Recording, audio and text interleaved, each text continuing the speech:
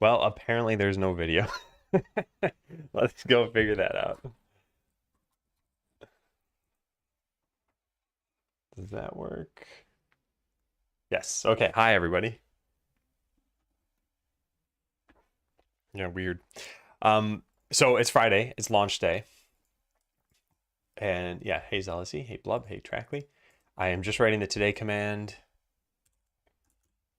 And we need the link. The link won't actually work yet because I don't have it out. So hopefully no one gets confused. Let's go through the launch things and just make sure. What was there? Upload builds, update the command, go through the questions again, celebrate. Yeah, so upload the builds. Let's go try that. First, I'm going to just run it really fast and make sure everything's looking good. I have it set to I have it set to full screen by default. I wonder if that's going to cause any problems for people. I'm going to hope no. We're just going to try to launch it anyway. Yeah. I'm going to click some buttons here. Let's do that and that and that. Yeah, anyway, looks good. Quit. All right, let's go make those builds. Oh wait, I have specially written instructions just for this. Congrats on launch. Thanks, Brother Hero. Yeah. Have you ever had the motivation fizzle out after you've been working on a project for a while, but now the learning progress of that project either becomes slow or null and you don't want to do it anymore? How to push through that? I'll talk about that a little bit. Yes, I've had that happen. But I want to just launch this first, and then I can talk about everything. Let's see. Hey, Crows. Where's releasing the game? Okay, open project, export, release. If the button's disabled, you may need to download export templates. Yeah. So let's do that. Project, export, export all. Release. Okay, that'll take a little bit of time. And then the only other thing we have to do is run upload to itch. And then enable it again. Where is upload to itch? Tools. Upload. How does this script work? Oh, okay. That's pretty reasonable. I'm ready with my Windows 98 VM. Yes, I needed Windows 98 help. Actually, there is something I need. Anyone who has a Linux build, I need to make sure that saving and loading works. So does anyone here have a Linux build? And they can just, I mean, it's super quick to verify. Linux here, okay, yeah. Yeah, then you are the designated saver and loader person.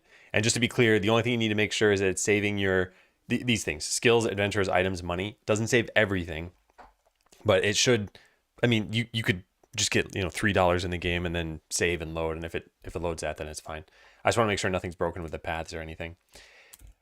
Oh, I spent a lot of yesterday working on getting the Mac build. That's where most of my time went, which was probably not a smart move, but we got it in the end. It wasn't even a thing anyway, it doesn't matter. We got it in the end. All right, so we're pushing these things and then it should just work. Let's see if that finished. It did, cool. Let's refresh the page, edit game. These should have been uploaded today. Nope. That's not good. Yeah, that's not good. What happened here? Butler's status. Upload version 3. What do I do to show these things? Oh, there we go. We just have to refresh. Okay, I'll write that down in my notes. All right, so now we just click this, disable new downloads, and then unlisted. You know what? I'm going to say alpha v0.2. Yeah. I'm going to have it be listed in search for now. Yeah, there, save. Yeah, it did include the fix, Blub. Okay, so the game is now playable. And there's one other thing I need to do. Oh yeah, that. It may take a minute before it shows the new builds on the edit game page. Yeah. Okay, yeah. So I want to answer MDS here. Ever had motivation fizzle out? So I think this happens for a few reasons. And I think one is your goal of the project in the first place. A lot of times it starts as like have fun or learn. And then eventually fun stops, learning slows, those sorts of things. And it becomes work. If your goal was to work on it, then okay, that can be something that doesn't make it fizzle out as much. The other thing is typically you'd have like a full-time job or something, and maybe what started out as fun, it's like, okay, now you have refactoring to do, and that's not that interesting. And all the tasks you do have to do take too much mental effort. So I think the good thing to do is have the right expectations, carve out time, and ideally like consistent time. And failing all of that, try body doubling. So just, call up a friend, have them over maybe, and you each work on your own thing. But other than that, it's tough. Unless this is your main project. It opens in full screen? Okay. Yeah, it should open in full screen. It's just, I don't know if that would cause any problems on different OSs. All right. By the way, I'm happy to answer more about that if you want. I mean, I can maybe try to come up with some ideas other than that, but yeah. All right, so today command is done. We have launched the game. Close out the checkpoint, upload build, update skell command. Yeah. All right, ecom skell. Try checkpoint 2 for free here.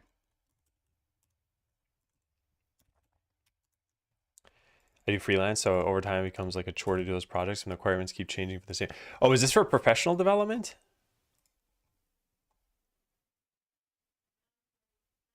Learning project comes slow. Project. Yeah, okay, yeah. Yeah. I think for that it's a little different because this is closer to burnout. And I think a break is good at first and an analysis of what you're doing and why. Again, is it just for money? Is it for the people? Is it for the work itself? Is it for anything else? And figuring out, does what you're doing meet your goals? Is it on Steam? No, it's not on Steam. It's just on itch for right now. I think in checkpoint number 3, we'll make a Steam build.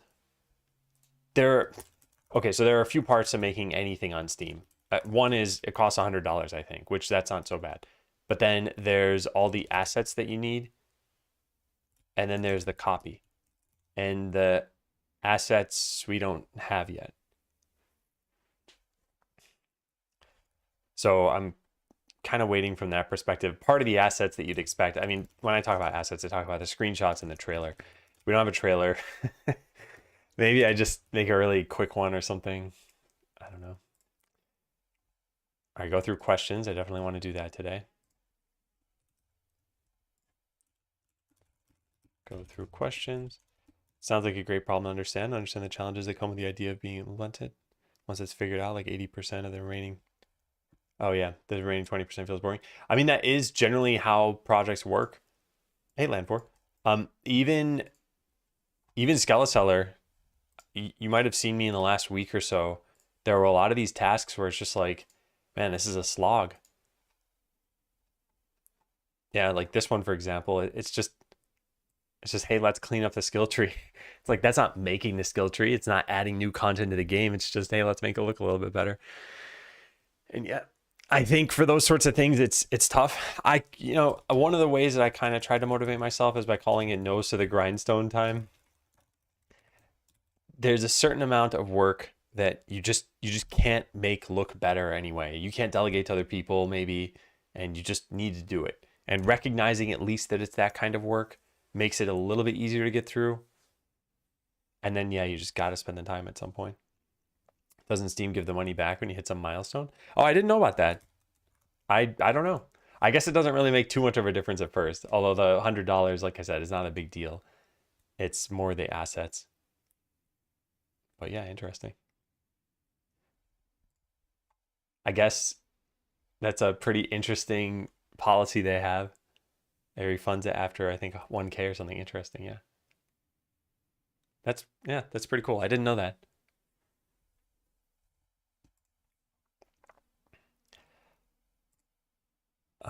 Okay, close out the checkpoint.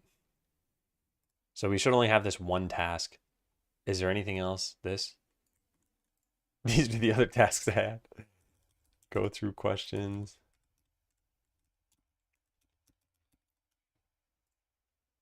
All right, I'm just going to close this out then. So launch is done. And now we can close out checkpoint number 2. No issues. There's no close button from here, is there? I know there is on the last page. So close checkpoint number 2. Nice. And now we are on checkpoint number 3. Not that I'm going to work on any of this stuff today, I think. I've heard other people say it's more about discipline rather than motivation. How can you be disciplined in doing something if you don't want to do it in the first place? Well, so yeah, the difference that people make with that is motivation is a fleeting thing and discipline is something you can actually build. And if you don't want to do something in the first place, you can still be disciplined. I mean, there are a lot of people who don't want to go to their jobs and go to their job every day. That's a form of discipline. And I think motivation is still helpful. It helps you get to the point where you're building the discipline. When you're starting out on a project, for example, pick something that you find fun so that the habit takes. And then once you can start building that habit, then yeah, stop relying on sort of cheap motivation tricks. But yeah, I think, like I said, this is where it's a little tough because this is professional, like you said. And like you said, you seem to like 80% of it. And yeah, it's like that last 20%, it's either do less of it, make it more appealing, do it in smaller bursts or maybe larger bursts.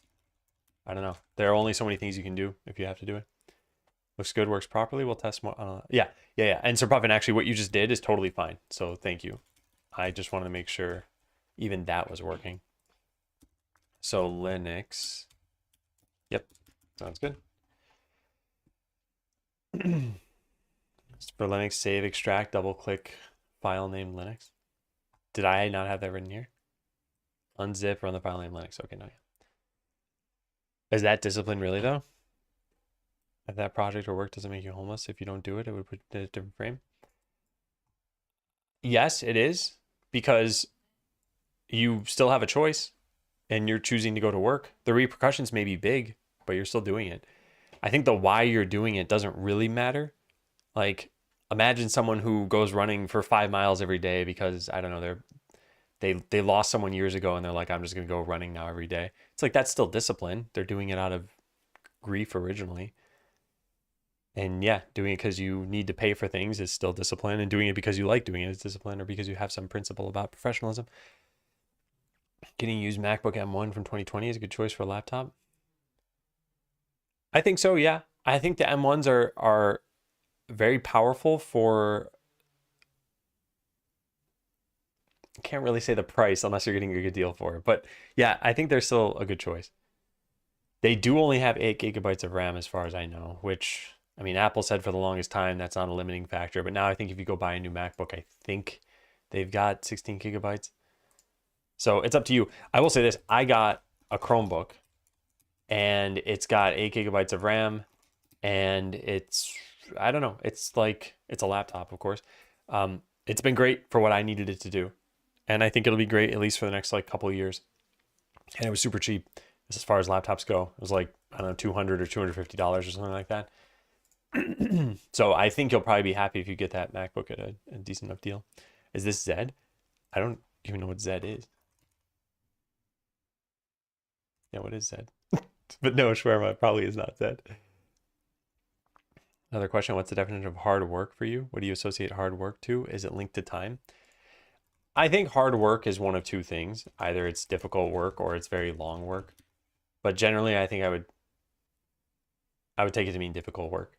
And in the context of programming, I think that means like big systems to implement, tough refactorings, some design sometimes, those sorts of things. New code editor. Okay, no, yeah, I'm not using Zed. Yeah. Is everything ready? Yeah, it's online already. You can check it out. Isn't the Steam license a one-time purchase? Is it? I thought it was per game. I actually don't know. Well, anyway, I'll look into that stuff. Like I said, the $100 is not really super important. Also, sorry for missing your question until just now, Land4. I know I'm 6 minutes late. Would you associate discipline with hard work because discipline is difficult? I don't think so. I think discipline can be hard, but it's not guaranteed to be hard. And it depends on what you're disciplined about. Like you probably brush your teeth every day. Is that hard for you to do? Probably not. I hope not. And yet that is discipline. But then being disciplined in doing, 8 hours of work every day or something can be very tough. 100 per game. Okay, thank you, Mono. Yeah. Yeah, I'm gonna look through this today and just kind of generally see where things go. Am I happy with the page itself? In fact, let's look at this in an incognito tab because that's what other people would be seeing. Early alpha of Skeleseller. Game will probably launch at the end of 2024. It's about an hour of gameplay so far.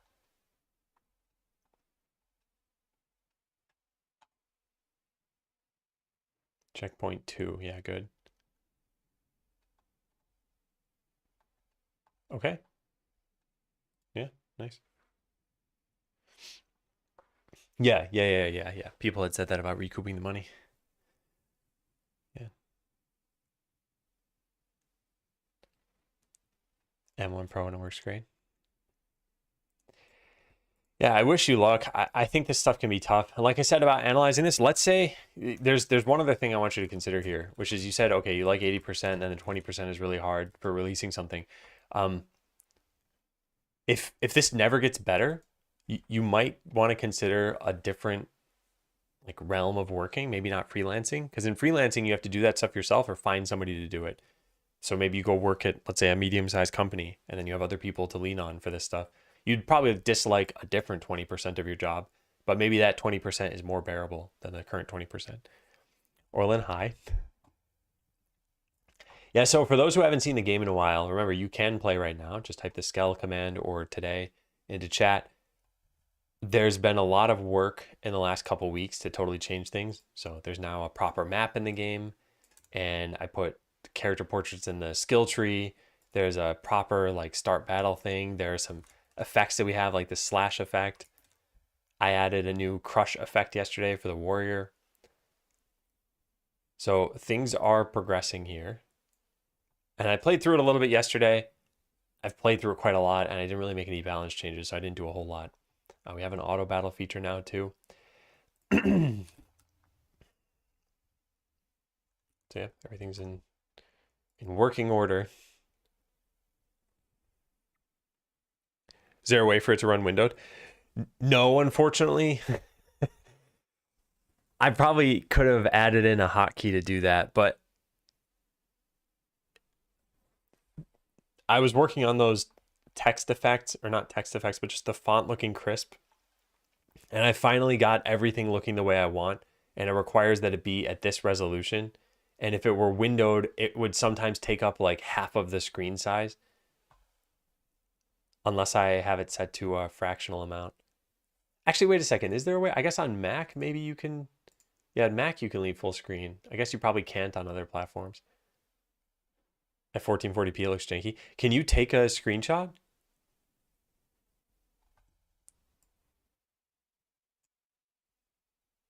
Yeah, because I'm curious.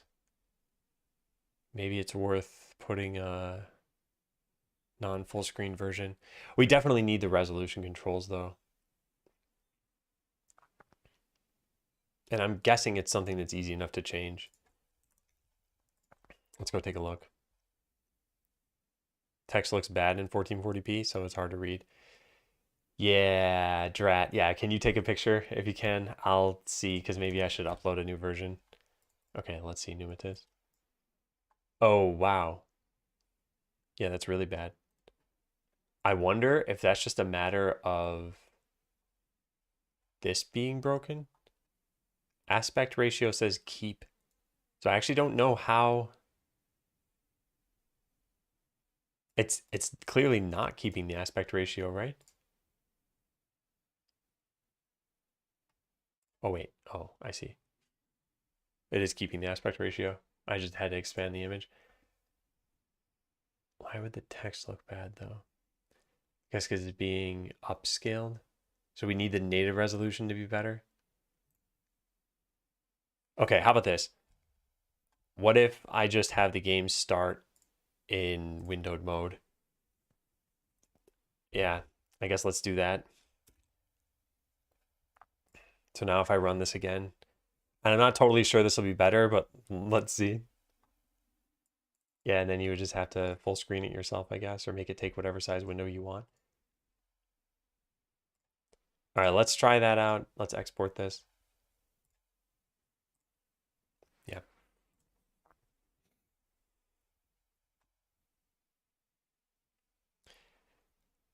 Do you still use OneNote? I only use it for private notes. I have a video, if I can type it correctly, I have a video about ditching OneNote, and I have a video about what I switched to, which is Obsidian.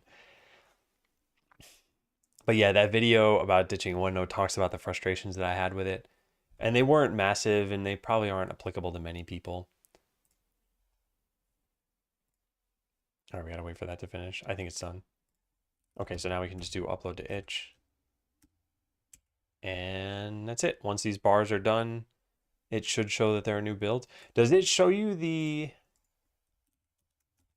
dates of upload here? Yeah, 17 minutes ago. Okay, so once that goes to 0 minutes ago, then you should be able to download a new one. No, not Notion. I never used Notion. Originally, I didn't use it because they had pricing after using 1,000 blocks of storage, but then they got rid of that. And then I didn't use it just because it's another proprietary note-taking app that doesn't use Markdown. If I'm going to use a proprietary note-taking app, it's got to be Markdown based. Have I tried Arc? I have not tried Arc. Arc is the browser, right? Okay, cool. Yeah, the new builds are uploaded. Numitis, do you mind trying one of the new builds out and seeing if that works better for you? It's just the same thing, but you've got windowed mode. Oh, by the way, you can save your game before you do that if you want to. Just press escape and go to save game. Yeah. Oh, I probably should have had it start windowed and bigger than this. Well, whatever. I'm not going to export a new version for that. I guess maximized is what I want. Yeah. Yeah, hopefully it looks better on ultra wide. I mean, the text looking bad is the biggest problem. The black bars at the side will eventually have it so you can customize your resolution. The other thing is there's no benefit to seeing more of the screen, or no like, unfair advantage. In some games, the more of the screen you can see, the better you'd be able to do because you'd have more information. But in this game, I don't think it really matters too much. So yeah, we could definitely just let you control the resolution eventually. What happened here? Why are there notifications? Oh, builds are now live. Okay.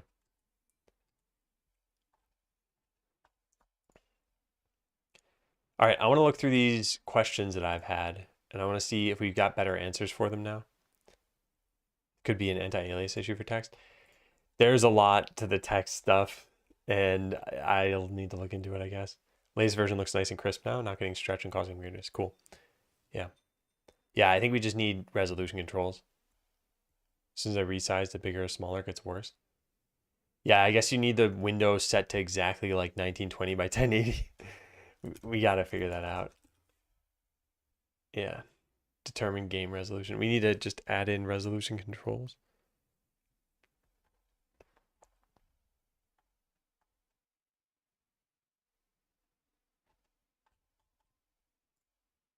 Okay.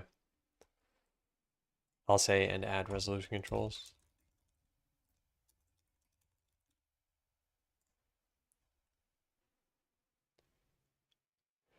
Zoom out. Yeah. Don't forget to make resolution settings so that people with different, well, yeah, accommodate ultra wide, etc. Yeah. Oh, man. Yeah, this is, for something that's so core to just playing and running a game, I feel like it's really, really hard to do. And even the text here, it's like if I don't have this fully maximized, it's just like what Blub said. It's got to be exactly the right resolution, and then it looks fine. And oh man, this is the other thing. I spent so long trying to figure this out. I'll show you all what the problem was. So here, there's an advanced button on the font. And if you click advanced, you can actually see a rendering of the font here. This thing, MSDF size, the multi-channel signal or sign distance field or whatever. If you set this lower, let's say we set this to 48, watch what happens here. So the A just kind of moved. If we set it to 96, you can see the difference. Like 48, 96, 48, 96. So it's changing what looks like the baseline of the text. And that's what was causing this to look bad with every font. So I set it to a high enough number, but then we still have the fuzziness of other resolutions, I guess. Hey, Scooters. When I scale it to 1440p, it becomes blurry again. Yeah. Oh man, too bad. Is the first shot meant to give you a question when you add the first potion or when you find a new one? It's a specific kind of item that'll make it give you one. A quest. Yeah. Okay, so I had a whole bunch of questions here. Does it feel like there's enough to do at any time? Should we add more manual actions? Command double click or command right click open does not work in Monterey. I have to go to security and privacy and open anyway. Oh yeah, that's known. And that's written right there in the instructions. It isn't signed or notarized. Oh, I see what you're saying. Oh, you're saying that even with this, okay, yeah, I should edit this then. Yeah. I wonder if that's yeah, I'll just say note that on Monterey, you may have to go to security and privacy and choose open anyway. Yeah, thank you. I hate this. I'll give you a point for that.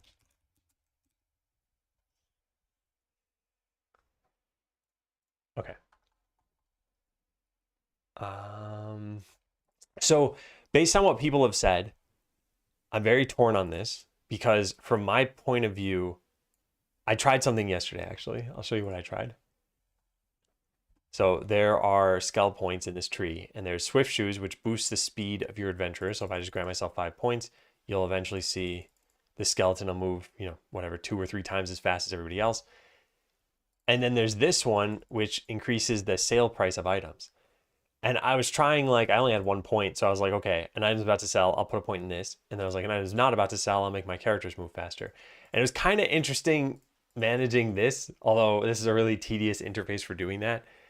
So I do like the idea of having some choice. And I don't know what it would be. Let me write some things down here.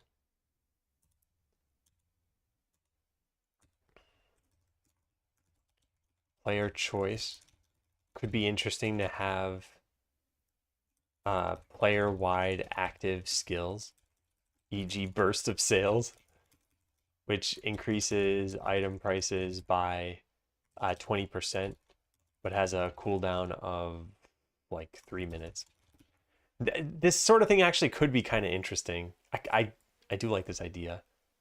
You know what? I'm going to write this down. I think this is something worth considering, maybe worth prototyping. You tried changing canvas item? Yeah. Linear is already set on, I think, every single label in the game now. So if we go to just random things in town, for example, and I type filter over here, this is set to linear. Oh, that one's inherit. Okay, well, the toggle skill tree button is not set to linear. Let's go set that one to linear. But yeah, everything else should be, oh, that's also inherit. Huh. A few of these had the wrong thing. Although they might be inheriting it from the menu, which might have, yeah, the menu is set to linear, so I guess that would have been fine. And then, yeah, something like the skill tree should be the same general idea. I'll set this to linear, but all of the individual buttons should already be set to that. Where do we have this? Tooltip is not actually where this is done. It's here. This is set to inherit. Yeah, I set it in the skill tree itself. Yeah. So I think everything should already have had that set.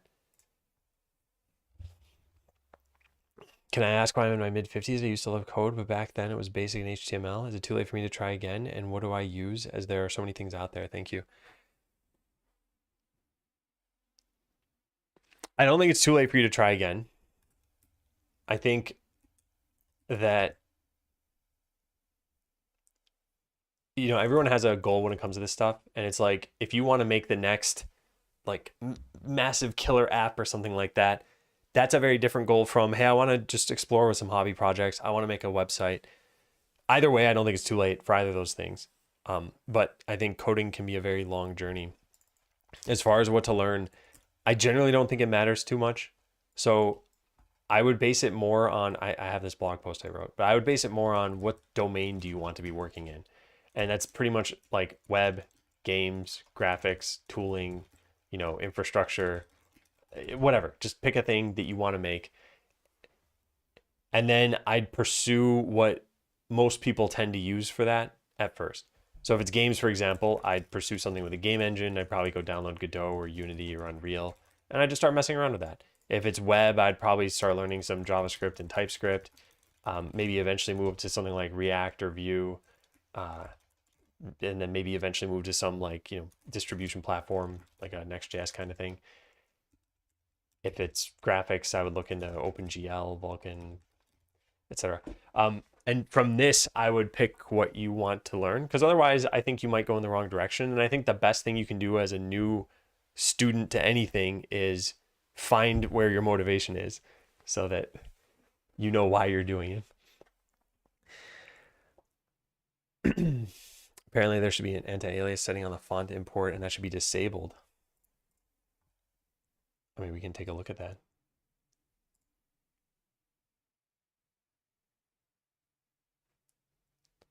I don't see anti-aliasing here.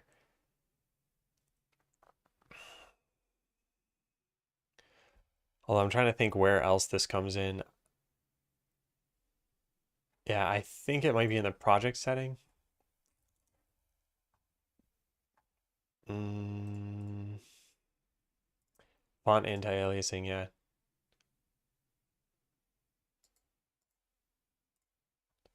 Take a look. For the default project font, see font file anti-aliasing. Import doc for that instead.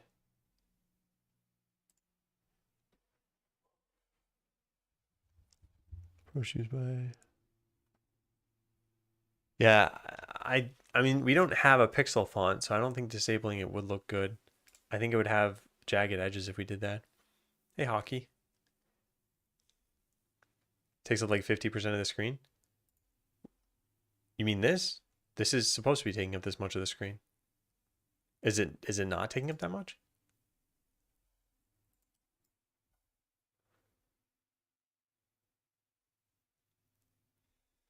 Yeah. I don't know what this is about. This is a game I just launched today called Skeleseller. And it's available to be played for free. It's not a full launch, it's just the alpha of it. And yeah, feel free to try it out if you want to. So yeah, this manual actions thing, I really, really like this idea. I think this could be very neat. And I think you'd have to unlock them later in the game.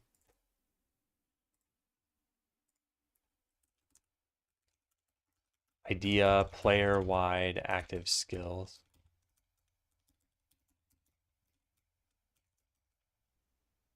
Yeah. These could give you more interaction points for the game. Although, I think we would have to, I'll just leave it as that. Examples, plus X% item sales for the next 20 seconds.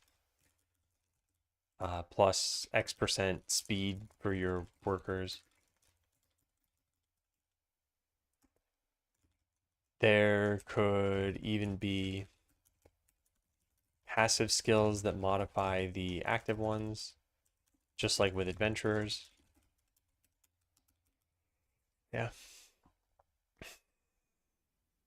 Do you think I could change the world of code? Hey, Russ. I think you still can. Like I said, it's not too late. I think too late would be like you're on your deathbed and you you want to learn how to code, I think then it's probably too late. But yeah, mid 50s, totally fine. And I think they're like, one, I think it's a good hobby. Two, I think it keeps your brain sharp. And three, there are lots of little things that you might want to do that you think, I don't know how to do that. And I think a lot of coding is going and figuring that out and then developing those skills. So let's say there's a site that you've always wanted. It's like, well, you could make that site. Or there's a tool you've wanted to use that would make your life easier. Yeah, this looks fine. Looks like it's a little too big for personal preference, maybe. Yeah. Okay, I see what you're saying. Yeah, it's not a bug. And none of the UI is final. I thought there might have been an issue.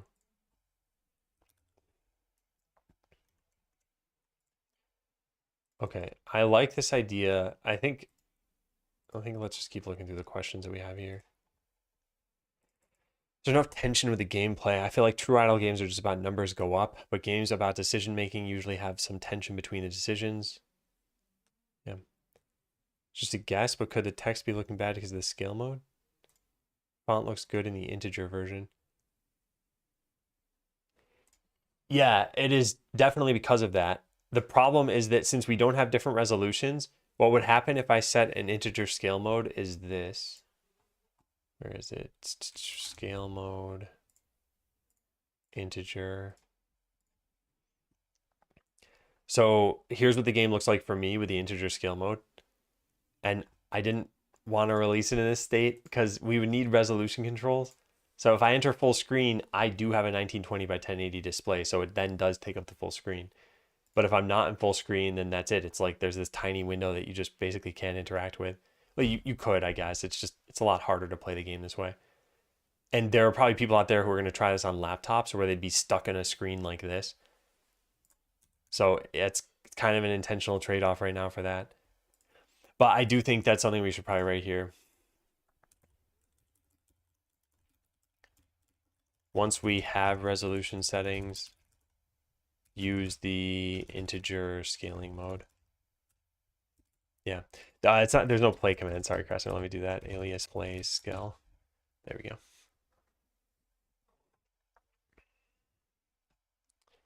And hey, Blow Lord. Yeah. So these are probably the two biggest questions, and I definitely want to pay attention to what the feedback says. That's another thing I want to do today. Look through feedback. Also, we might as well just fill out the journal now.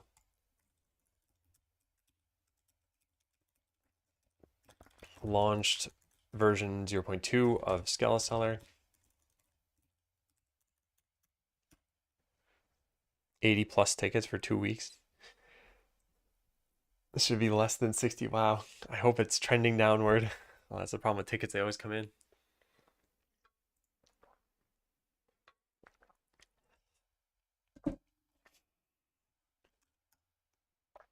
More concrete question.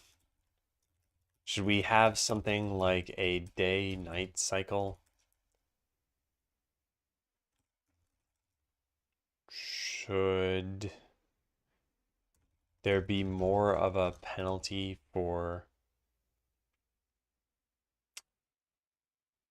I don't know, losing a battle? Anything else?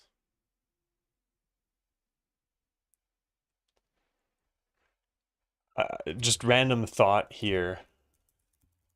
What if your adventurers died for good? If they lost a battle, you would need to hire new ones. It'd probably just be super tedious. Yeah, it'd probably be tedious. And then you'd probably want there to be something that's like auto hire new adventurers or something. You'd probably stop caring about individual adventurers, and you would probably only ever make sure you're doing battles you know for sure you're going to win. So it'd make you less likely to want to experiment. So probably not a good idea.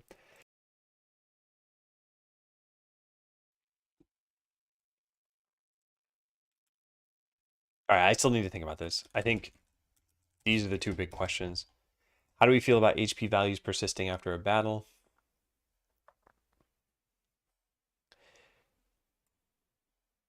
Oh, man. Yeah. The tough thing here is I'd like it for HP values to not necessarily persist, but now we have auto battling in the game. And with auto battling, it's like if your characters, I guess, regenerate their life on their own. Let me put this back in the regular mode that I had.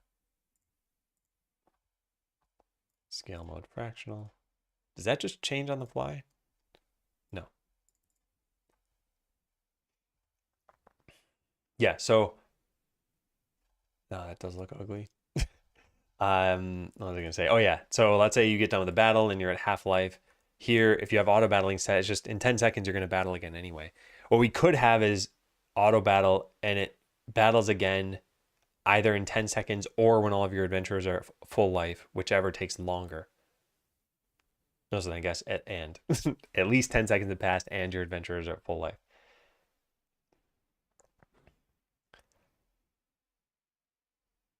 And that would make you want to get healers more, I guess. You know any sites or communities where you can get full descriptions of projects? Problem is that I'm overwhelmed when I start something and just keep adding possible features.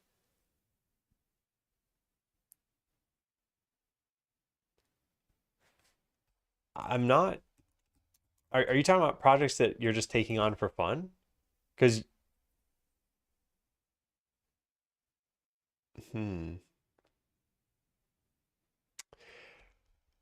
yeah, for fun, hobby, learning purposes. Because here's what I would say: just go clone something. Like if you wanted to make a game and you say, okay, I'm going to clone Tetris. Tetris is a well understood game with only so many features. And when you're done with it, anyone else could point at it and be like, yep, that's Tetris. So I would say try to clone things that are well scoped to what you like. Nice, Crasser. Yeah. Yeah. The customers were already, I guess, in the game, but they used a temporary graphic and they just walked in like random areas and they stepped on everything. Hey, Goose. Could there be a risk of keeping auto battle on? Add some strategy to deciding if you want to auto battle. Interesting. Yeah. Yeah. I want to write that down too.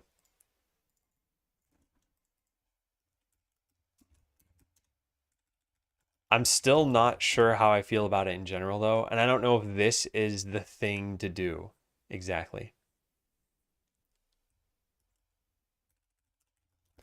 Could have auto battle wait until you're at full life.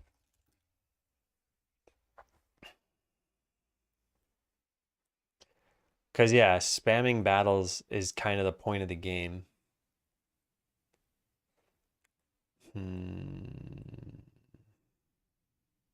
But yeah, I like what Poyo said here is like, why have the defensive skills? As long as you can win a fight, you just need to win the fight. Then that's it. Just spam a bunch of battles. All right. I'm not sure. I don't have answers just yet, but I think we're going to need to experiment with some of this stuff. I think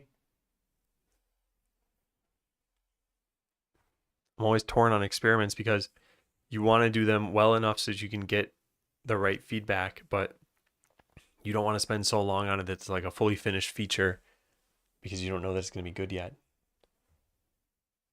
Because even something like this, HP values persisting, we need to show you the life bars of all of your characters. I guess that wouldn't be too hard to do. We could render them in the party screen at the end, and you could just see them rise. But this does add complexity to the game as well. The other thought here is that this adds some complexity to the game. You would have to know how healing works. Maybe adventurers just heal while they're walking around town. I don't know. Yeah, I think we need to prototype it probably.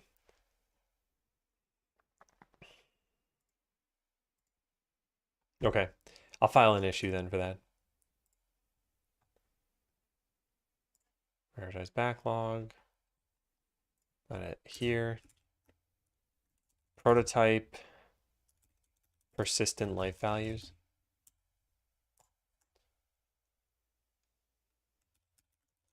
Show life values in the party section on the end battle screen.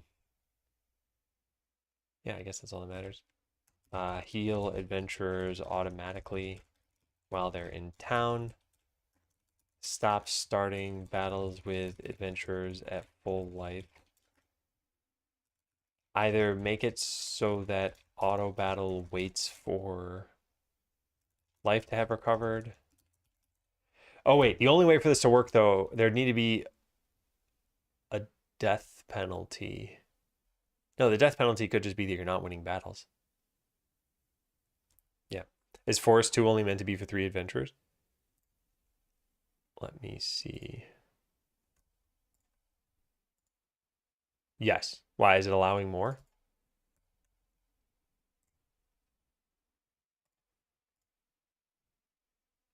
Okay, yeah.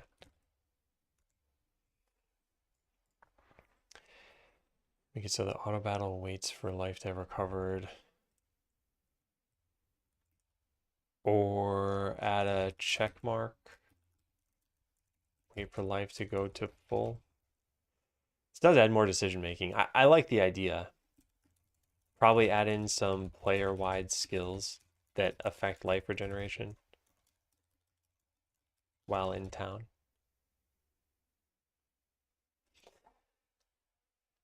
I think the life regeneration would have to be like a static amount. How else would you heal though? Yeah, maybe it can be like in Idle Ascendants where it goes up by 1, then 2, then 3, then 4. So as you at the beginning, this naturally heals you pretty quickly. But when you have 5,000 life, it'll take forever. So you want to upgrade the ability.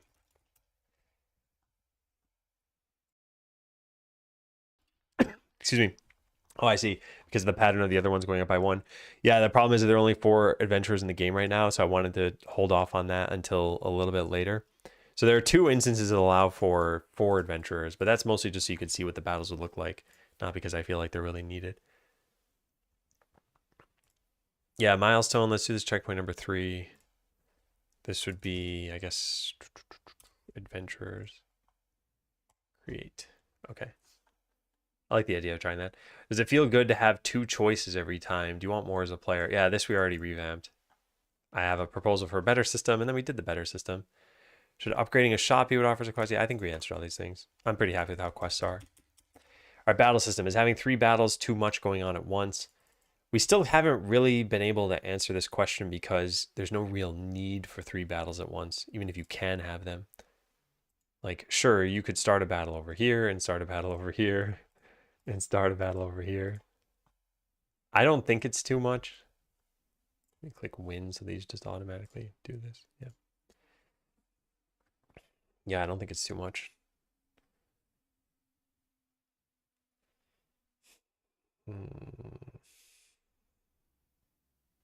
Actually, what if you just set an auto battle timer yourself? Yeah, that could be kind of interesting. Where'd that task go? Here.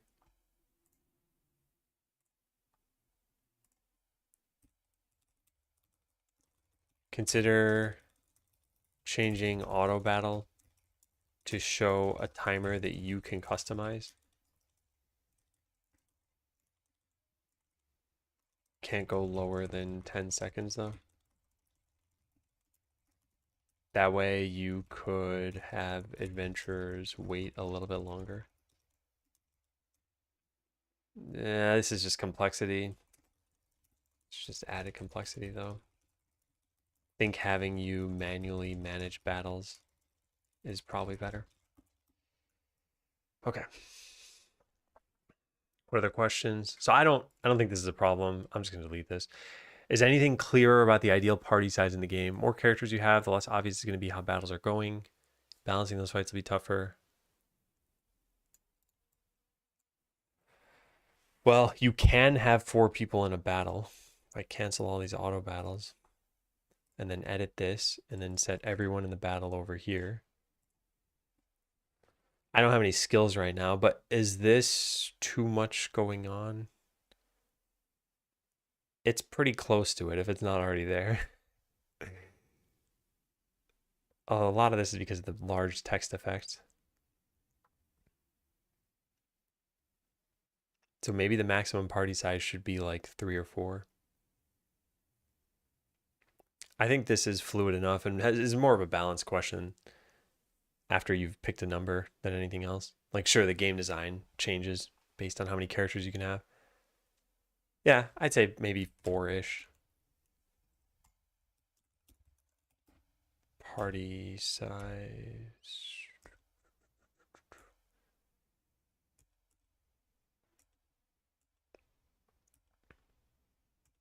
Did I write this down? I don't know if I even wrote this down. Yeah, it doesn't matter.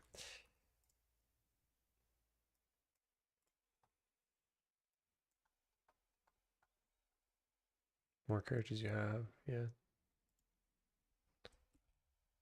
I'll just write today. Seems like 4 party members may be the right choice. Not sure if summoners will be broken though. Good party size should be 9. Yeah, I did have that written somewhere. Why do I have the number 9 in this document so many times? Largest possible party should be 9 adventurers. Oh, but this was supposed to be with summons. Yeah. Oh, actually, no, not the way I had it written originally. Yeah. Is there a quest item from each battle map? Or are they spread out? They're more spread out than that. Yeah, they're more spread out than that. And eventually, I think the quest should probably tell you where you get the item. And probably, yeah, consider having an NPC tell you where you find the next quest item. And if they don't tell you what it is, I want to include why you think that 4 is the limit, the brain/eye load reason. Yeah, I agree. Yeah. I'm leaning toward 4 to 5 adventurers, not counting summons, just because of how much there is going on in battle. Battles actually have 9 slots for each team. Delete this. Yeah.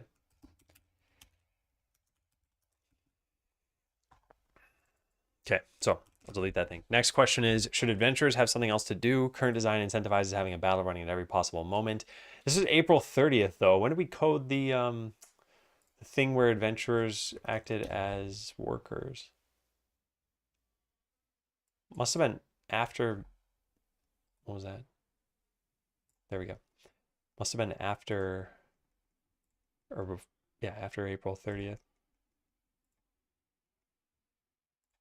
Where is it? This. What day was this? June 19th. Yeah. Okay. So yeah, I think this has already been answered then. Yeah, more and more, I think the idea of, like, right now, adventurers had, well, originally they just had battle. This was v0.1. And then 0.2 is battle and restock. And I think in maybe the next version we'll have battle, restock, and rest. Although resting will be restocking, right?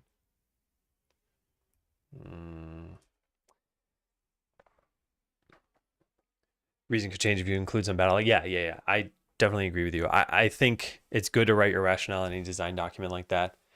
And in this case, I think there's a very slim chance of us probably changing the game in a way that makes it so that we want more adventurers in a battle. But I also think it's a kind of thing that's pretty high visibility in terms of, like, let's say you had a menu like this and save didn't have an indicator that there's a saved game. It's like you might totally forget about that. But the battles are pretty in your face, so I'm hoping we've got an eye on those in the future too. I think it might be an idea to show some stats at the end of each battle, give you an idea of whether you're improving. Interesting.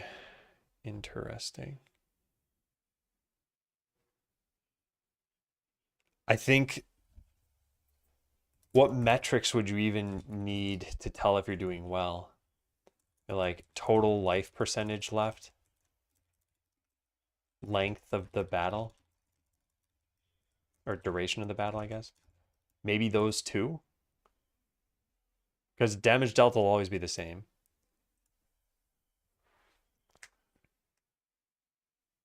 Let's see what stage of the battle I'm on in a multi-stage battle. So you can tell you're on fight 2/3 or whatever. Yeah. Yeah. Remaining health, total damage, total heal, maybe average for all these. The damage, though, would always... Well, I guess it isn't always the same if enemies heal, but I don't know if we're even going to have enemy abilities. But yeah, I think generally I'll write some of this stuff down. So dead robot dev wants some stats at the end of battles to know whether their party composition got better or worse. Perhaps just duration of battle and percent life remaining would be good enough. We could have a more detailed stats pane with total damage dealt, damage taken, etc. Or just DPS. Yeah, like Light Feather says.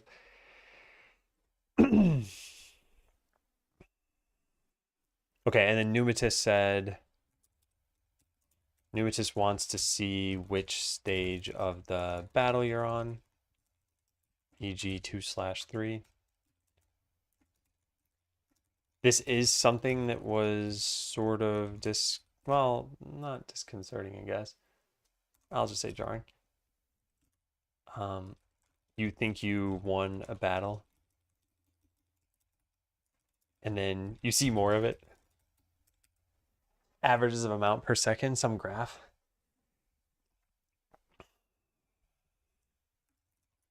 Use some averages and show graphs eventually. If we have a stat panel that you can open, I think that would be good. Right now, this screen is not so large and it needs to fit loot as well that I think it's like, okay, we have some blank space at the bottom here. So we could still throw some stats. And even when you're in the battle, I think showing which stage you're on, I'm not sure where we would do it. Maybe the way that you know there's more is by seeing the rightmost column of the arena. Like here, there's a staircase, so you can assume that there's, or a bridge. So you can assume that there's more. If there was nothing, like if this were just a wall. In fact, yeah, that's what we should do, I think. You wouldn't know what the total is. Maybe we show this in the instance list, or maybe we change the instance tile map itself. If there's a wall at the end, you know you're at the final stage, but that wouldn't tell you how many stages are left. Yeah. What's a balance simulator? The balance simulator I'm talking about here is we have a bunch of different classes in the game and they all have different skills and stats. I mean, this is pretty common for RPGs. So what if you chose a rogue warrior cleric party? Is that better than a mage warrior cleric party? Is it better than, we're eventually gonna have more classes like class A, F, and C or something like that? Like, so what if we just had something that ran like 1,000 battles for a bunch of different party compositions and a bunch of different skill loadouts and stuff and tried to figure out how do they do? So that's what that would be.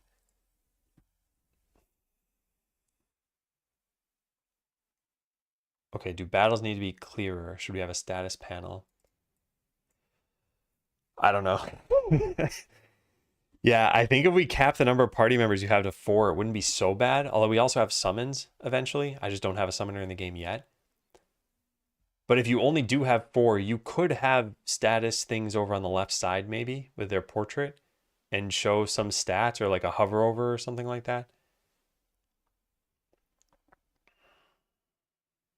Yeah, I'm not sure. Oh, by the way, I never actually showed this. Let me show this really fast. If I edit this and we just have a warrior here, there is now a crush effect. So you should see this, yeah, that little cloud graphic that shows up. Yeah. That's something Quickie Joe just drew like yesterday or 2 days ago, and I added it to the game, and I think it looks pretty good. Sometimes non-skeletons pick up an item from the storeroom, walk toward a shop. Before they reach it, they disappear. Yep. That's a known thing. Yeah. It's your adventurer. But the fact that they just disappear, they should eventually maybe just walk toward the portal and leave that way. I think that would make more sense. If it's not already written down, I think it should be written down. Adventurers shouldn't just disappear from town. They should probably walk to a portal. Then, since portals would be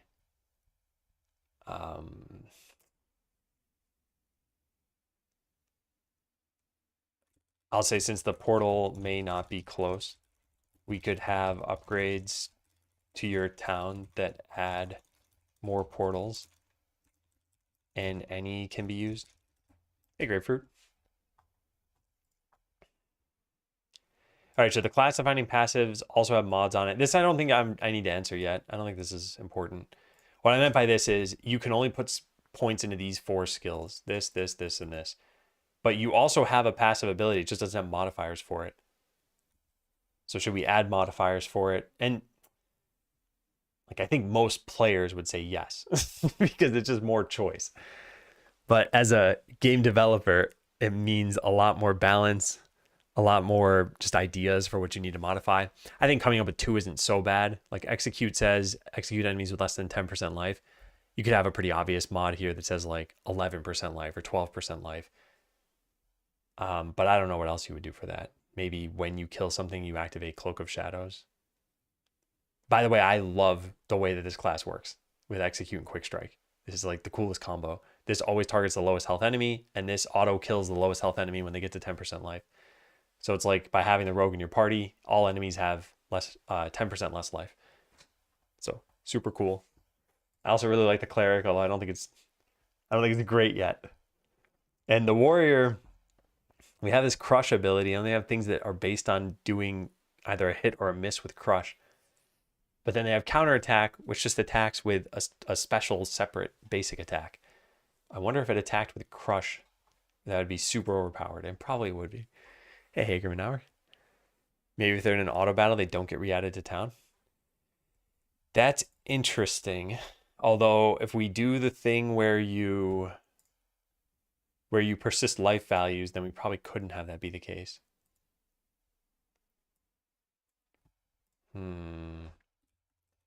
Consider whether players that are, or adventurers that are auto battling shouldn't even be added to the town again.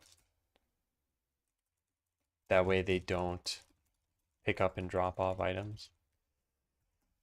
I'm torn on this. Yeah.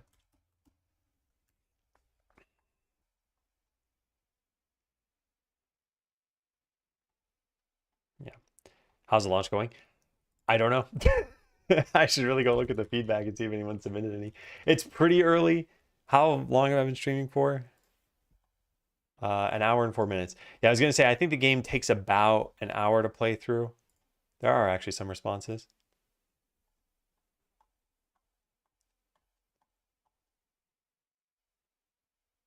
All right.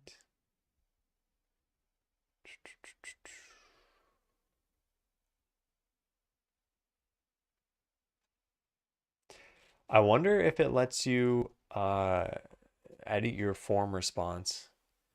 I don't actually know. I should probably test that out. Because someone said, oh, it seems cool so far. I'll have to edit it later. Only use an Ergodox Easy at this point for my right wrist. Yeah, I had an Ergodox Easy a while ago, and I just never got used to it. Then I bought a Moonlander, and I just never got used to it. And then I got this, and I'm like, this is the best. I mostly just wonder if the exports work. Oh, yeah, those are working. Yeah.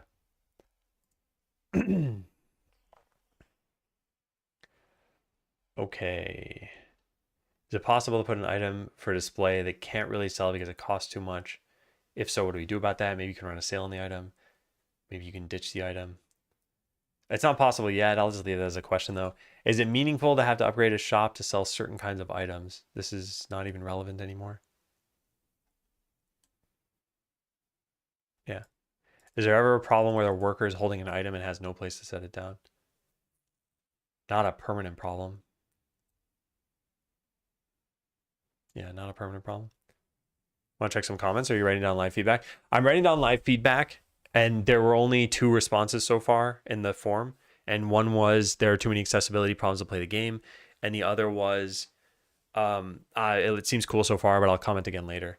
So there's not really actionable feedback yet that we didn't already know about at least. I like the idea of manually putting items where you want them. Can we prototype this? I guess I don't know what I was thinking exactly.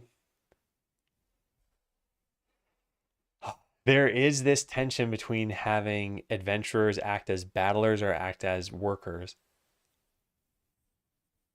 If you could manually place items, I just don't think it would be that interesting. Actually, you know what might be more interesting than manually placing items is dragging your workers. You could drag your workers. So you couldn't give them commands, but if they were holding an item, you could bring them to their destination.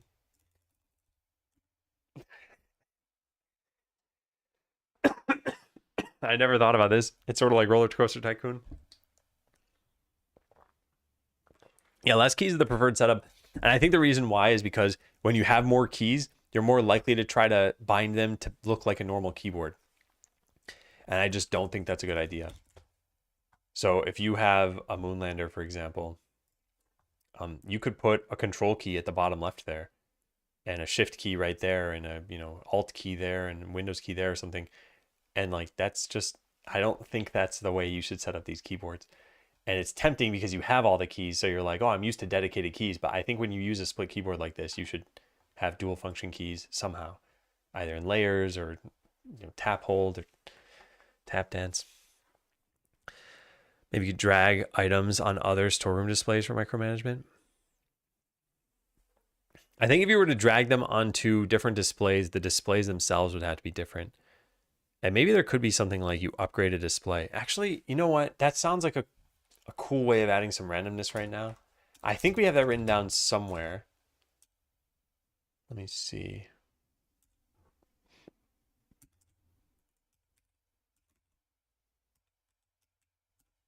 Yeah. So what's cool about this is that you don't control where items go. So it's essentially a random chance to get plus 10% to the sell amount. Or maybe workers prioritize the upgraded displays. Yeah.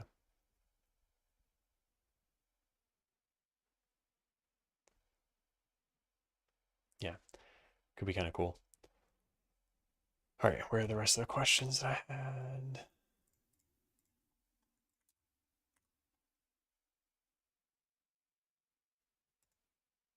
Yeah, I'm not gonna actually answer that just yet.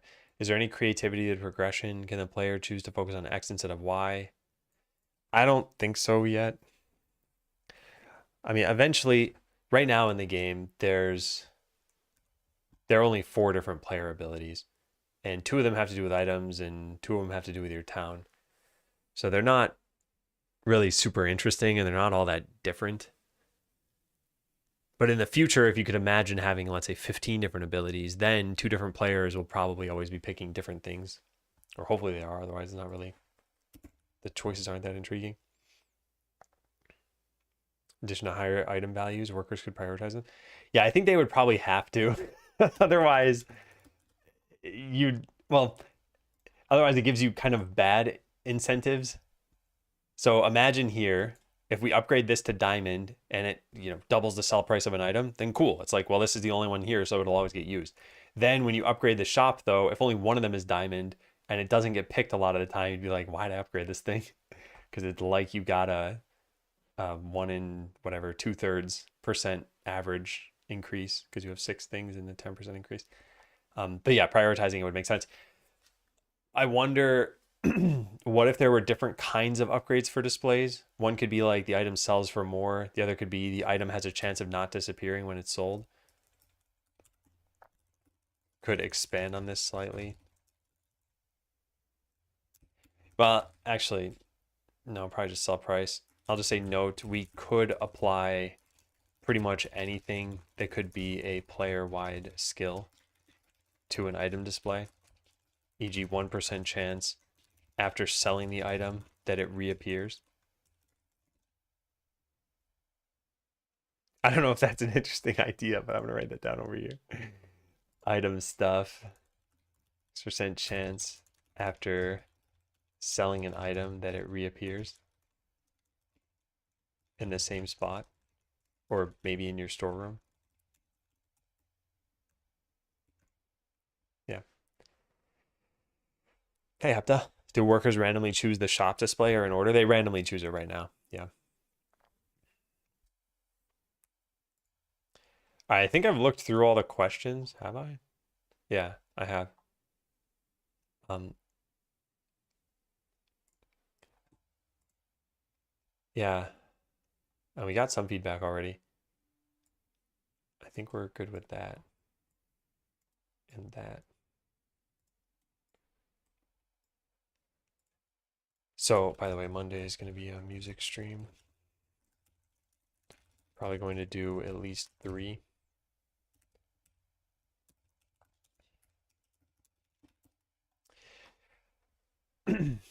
I notice we have animated chess.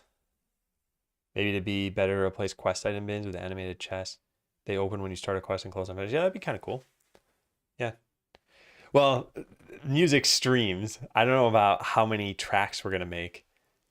I have 3 melodies that I've been working on so far. So probably at least 3 tracks. But I don't know. It's gonna be very, very tough for me to develop all of those. I'm just not very good at this.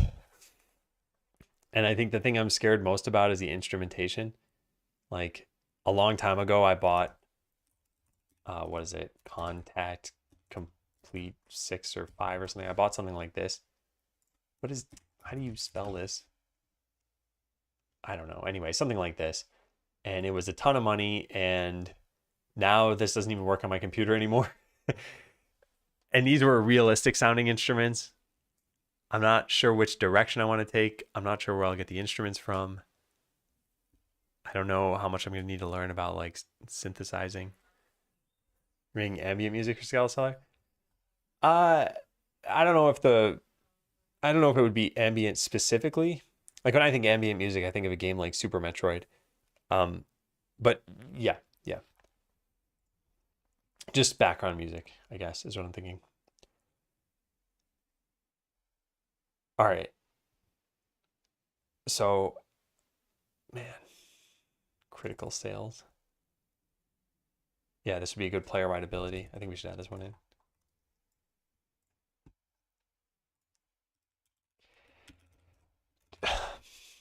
Is that an FL Studio plugin? Should work unless it's like a super old one. It is a super old one, and I've tried and it doesn't work. And then I looked at their forums and they're like, "What do you all expect? This is a 10-year-old product or something." And I'm like, "Okay."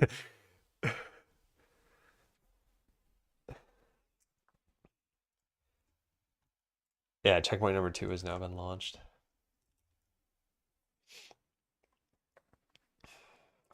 Checkpoint number 3, I think I've got a lot of concerns about, because checkpoint 1 and 2 were like, oh, just make the game, make all these systems. Checkpoint 3 is going to be, yeah, make some music, maybe try out some of these other big ideas, try out some of the questionable systems, e.g. persistent life after battle, or I guess just persisting life after battle. Maybe not active abilities for players, upgrading item displays, etc. But yeah, the biggest goal would be this one. Like, don't have any major questions that are outstanding. A lot of what's going to steer us to is going to be the feedback from people. Like, even things like this are really, really helpful. Like, not knowing which stage of a battle you're on. It's true. And that's something that I had experienced as well, but I know how many stages there are. So it's hard for me to put myself in the shoes of someone who's like, yeah, how much is this? But it is jarring sometimes when I would forget. So yeah, we could have an indicator or something like that. Man, the development of this entire game just feels so different from Botland. We are on day, what, 36 or something? And I feel like we've already done a bunch of polish work. Not a ton, right? It's just we've done more than we did for Botland already. And we're thinking about players and feedback and releases. And with Botland, let's take a look. Botland VODs. Twitch development VODs. Look at this. Look at this playlist.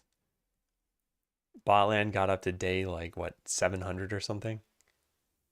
457, 557, 653, 754, 790. 790 streams for Botland. Yeah. So this is a very different game. And what did it look like at day 37? Oh, apparently day 37 never got uploaded. Well, let's click day 38 and take a look.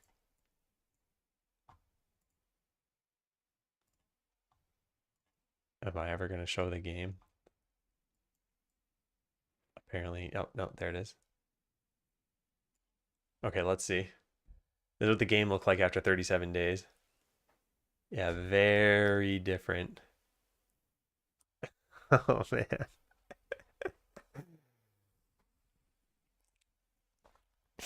Oh, day 34, yeah. Yeah, I'm clearly not paying attention.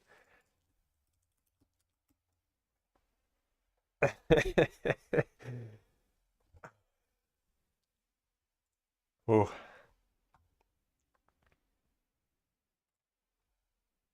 All right, well, let's have my own little playthrough running over here.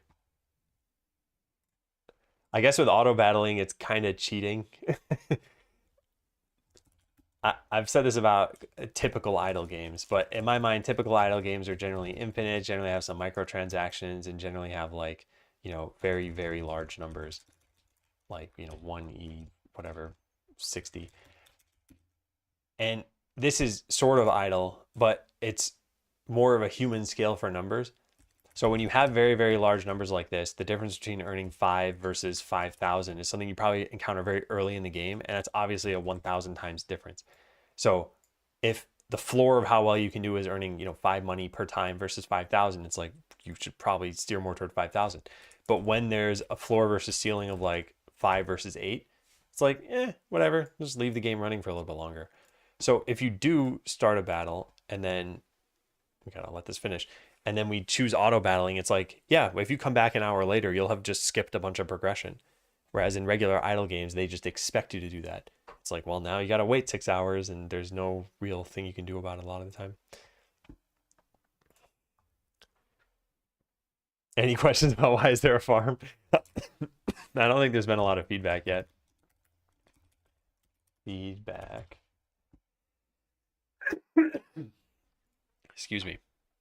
Yeah, no, still just the 2 responses. Can I stop showing this in... Oh, I see. All of docs.google.com.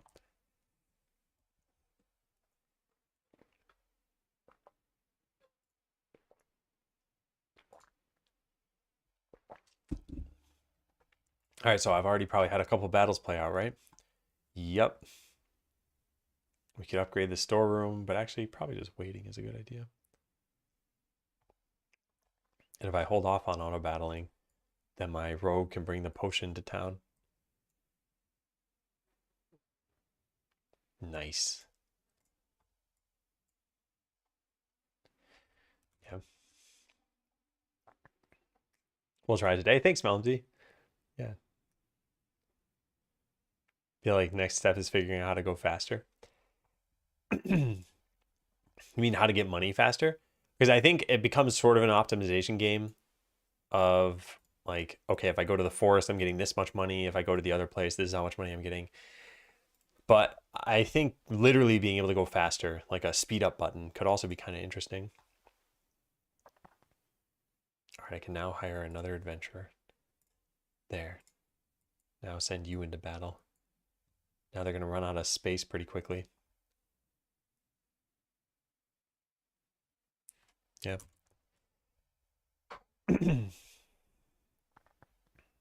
Oh, you just finished it all? Okay, yeah. Yeah. Yeah, there's not much content right now, and I definitely know about that. it's one of those things where it's, if the game feels good, if people are finding it fun, then adding more content is an obvious next step. But if people don't find it fun, then you need to change some systems around or add systems.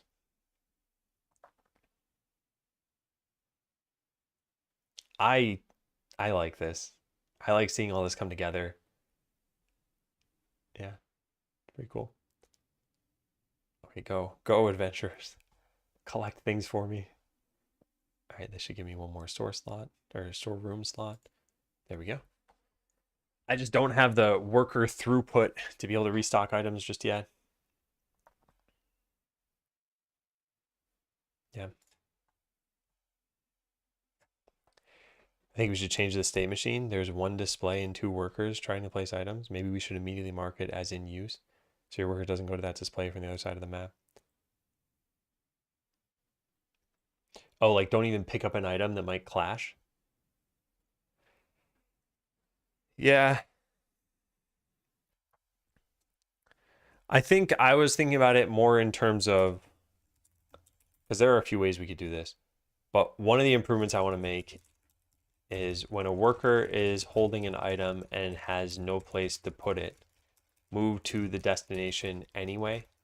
And when a worker doesn't have an item and none exist, move to the storeroom anyway. Something like that. One of them stopped. Oh, I think it might have stopped because you had that party is now being in use somewhere else. Is that what's happening for you? Because, for example, I have the rogue in battle over here. If I start a battle on the right side with a rogue, so I click start battle. So now the rogue is in this one, which means they can't also be over here. I guess you would just see red on your character, although possibly it's no longer red because the other battle got finished. Yeah, maybe we should put a warning there. Maybe have a more persistent error message or more persistent / obvious. Yeah, you can play. Did not change anything. That's strange. And you didn't potentially click the, excuse me, you didn't click this button at the bottom? Because there is cancel auto battle, and it's possible that it could get like the tab focus maybe. No, I don't think you can tab to it. So yeah, that's the only thing I could think of that would have stopped it. Same with you, your auto battle stopped. Interesting. Okay, I don't know about what's causing that then. So I'll need to look into that. Some people are having issues with their auto battles just stopping for no apparent reason. Does it affect all instances? Actually, that's a good question. I don't think so.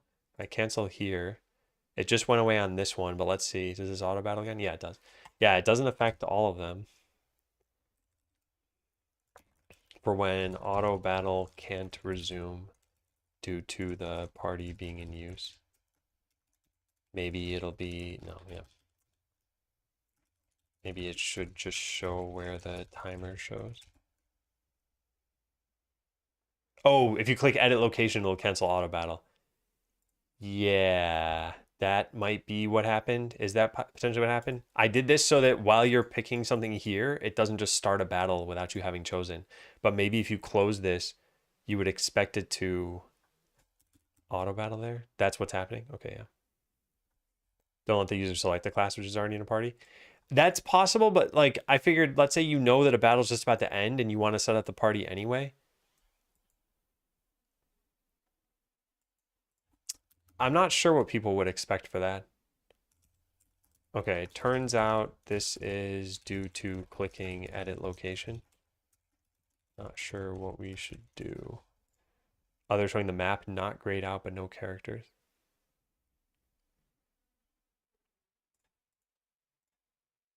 Not grayed out, but no characters. How could you ever be in that state?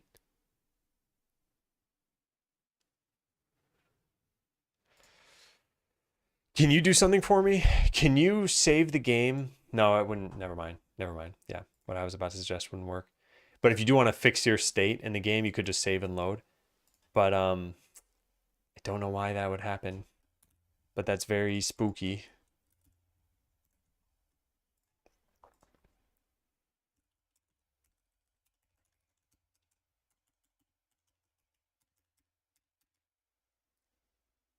was kind of hoping there was something that did it for that, like Steam. Yeah. Yeah, and there's no web export, so I can't I can't publish it just to the web. Well, not for C# at least. Free technic. Good morning. Yeah, please do play the game. Okay, let's see if we can get in this state somehow. Although I don't know how we would. Oh, did I finish writing that down? Not sure what we should do about this. Yeah. So I want this going in the dungeon and then this going in the dungeon. They're both going to die though. That's the problem. Auto battle. I don't know what could have caused it to be visible but not finished. Do you know which characters you had there? It let me start a new battle with the characters that were in there. Oh, I have an idea. Is there a way for you to kill an enemy at the same time that you die? Maybe it is. Maybe it's possible to... No, but then the thing would have faded out. It didn't fade out. No characters. Oh, I don't know how that's possible. It would... Yeah, I don't know how that's possible. Can you... Are you still in that state? I hate this. I think my cleric might be able to solo Volcano too. Okay, can you take a picture? Pneumatism, what kind of like hyper cleric do you have? I don't think they're that powerful. Did you find some like broken skill build that I don't know about? Is there a bug? There probably is, and it's hard to say. I think the screenshot will help, but I don't know for sure I'll be able to tell what's going on just from that. I'm hoping I have a eureka moment. Are we winning this at all? No, I don't think so. I could hire another adventurer, but I think we just need to level this up a few times there. Now we should win pretty much every battle, right? Let's go with that. And over here, let's go with that. And then edit to be both of you and start. There. Now we should definitely win this.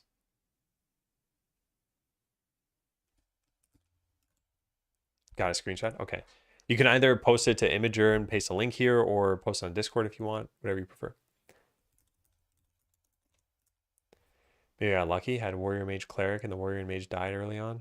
The cleric somehow managed to keep healing. Wow. We're going to be able to add more town people in the future. Yeah, there's a lot of customer stuff that's just not really done yet. So the way the game starts is there are 4 customers and they just have infinite money. But in the future, there are going to be different customers that kind of wander around. Maybe they move pretty slowly. Maybe some are a little bit faster. They have different amounts of money. They want different items.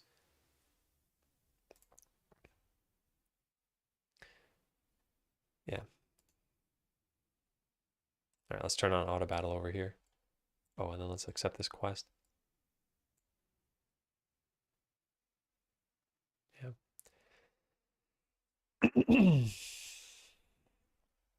Not full dungeons. I see. I see. Yeah, reactive heal is pretty powerful. Yeah. Oh, welcome back, Casey. Thanks for the resub. And yeah, it does look very different. Now we've got some slash graphics in there. Let me repeat the battle. Look at that. Slash, slash, slash, slash. We got fireballs, we got lightning bolts. The enemies are actually also slashing back at us. Yeah, it's looking pretty good.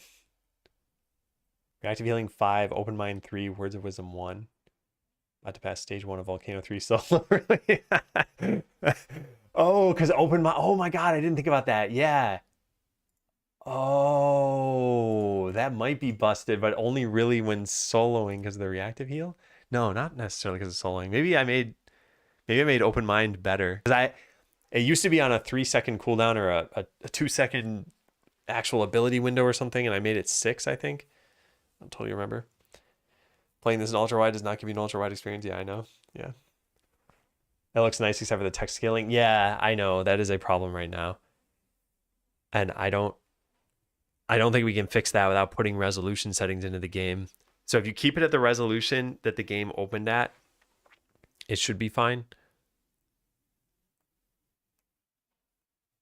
But maybe that's one of the big things we should prioritize.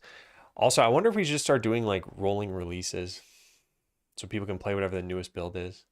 Put screenshots on Discord. Okay, let me take a look. First, I gotta click the welcome buttons. There.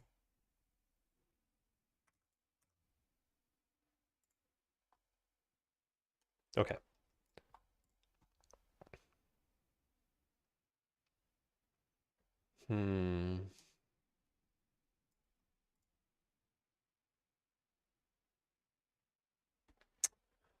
What could have happened there?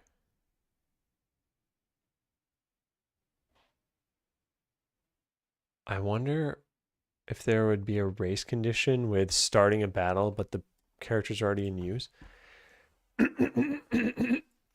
Excuse me. Well, thank you for sharing that. I appreciate it. I unfortunately don't know what caused it.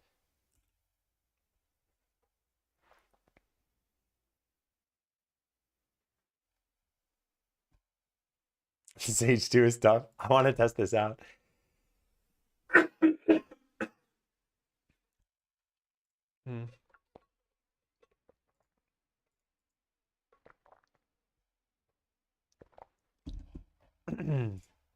Let's hire a new adventurer. Let's send that new adventurer into battle at the forest. And new adventurer will just give you full swords up. There.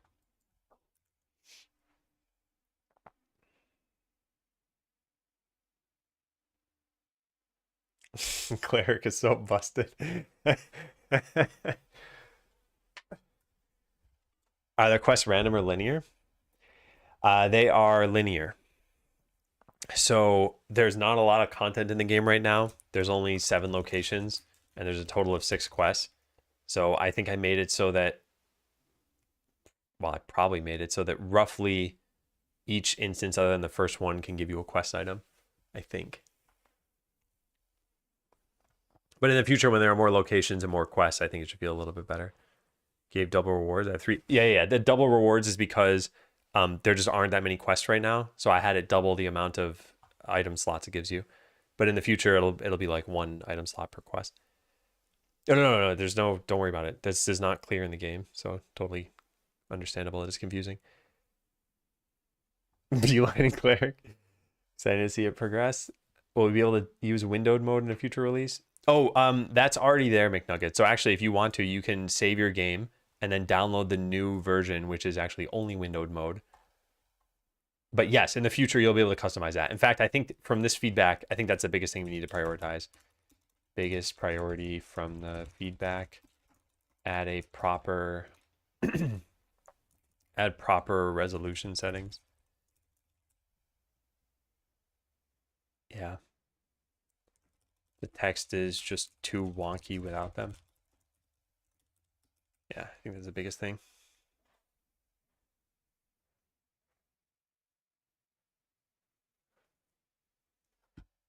All right, now how are my characters doing? It's actually kind of nice to just be able to return to the game and then make some more decisions, but not have this be, some crazy scale of how much needs to be done here. All right, what do I want to do? Let's hire another adventurer. There. Oh, I don't have auto battling set on the warrior. Whoops. Okay, and let's start a battle with a cleric. Although a cleric needs some skills for that. Let's get reactive healing. There. Now let's see, how does my cleric do? My cleric is level 3, I think, or 4. It's a very, very slow battle. Oh man, this is like never gonna finish. Or at least I don't have auto battling on. We need more of a storeroom too here. Sell an item, sell an item. Give me money. Oh, you know what would be kind of, well, I was gonna say what would be kind of cool is just being able to sell an item right from the storeroom for like a third of the cost, let's say, because when you have too many items. But I don't think it's needed.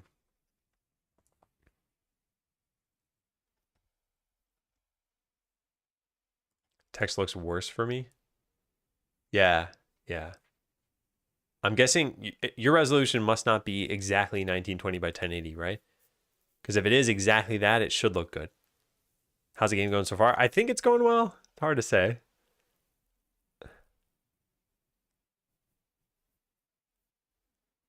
Or not R. Yeah. Yeah, I think we can't have fractional resolution scaling, which I already kind of knew about, but there's just no way to launch the game well with the settings we had without coding a new thing. And I didn't realize it would be this big of a problem. I assume I can't get rid of a battle window where the party for it doesn't exist anymore. Oh, are you having this issue too? Where you have something like this going on? How do I zoom out? Where you have a battle with no party members, but it's not faded out? Because that's a bug, and I don't know what's even causing that. Oh, you just don't want the window to be taken up anymore? Oh, I know. There's no way to get rid of that.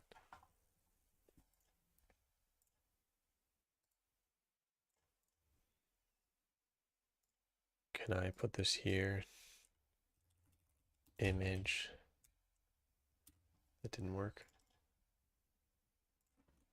Actually, we probably can't even do that. Let's just copy it into the document. Yeah. Haven't managed to clear it yet. Yeah, it's pretty tough. That was meant to be just like an extra instance. 10-second auto battle taking too long. This was an intentional move. So for one, whenever you're waiting for the auto battle timer, I'm waiting for it to show up. Give me a sec. There. You can always just click repeat battle anyway, and it won't turn off auto battle. So you can trigger it sooner. And if you don't trigger it sooner, then that will give you a chance to see what loot you got. So that's kind of why I had done that.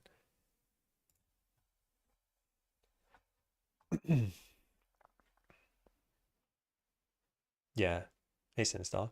Very cool concept, live feedback, possible ideas. I feel like a lot of teams and companies should do this. Games would be way better on release. Thanks, Enzo. I think the important part for me was getting feedback at much more frequent intervals.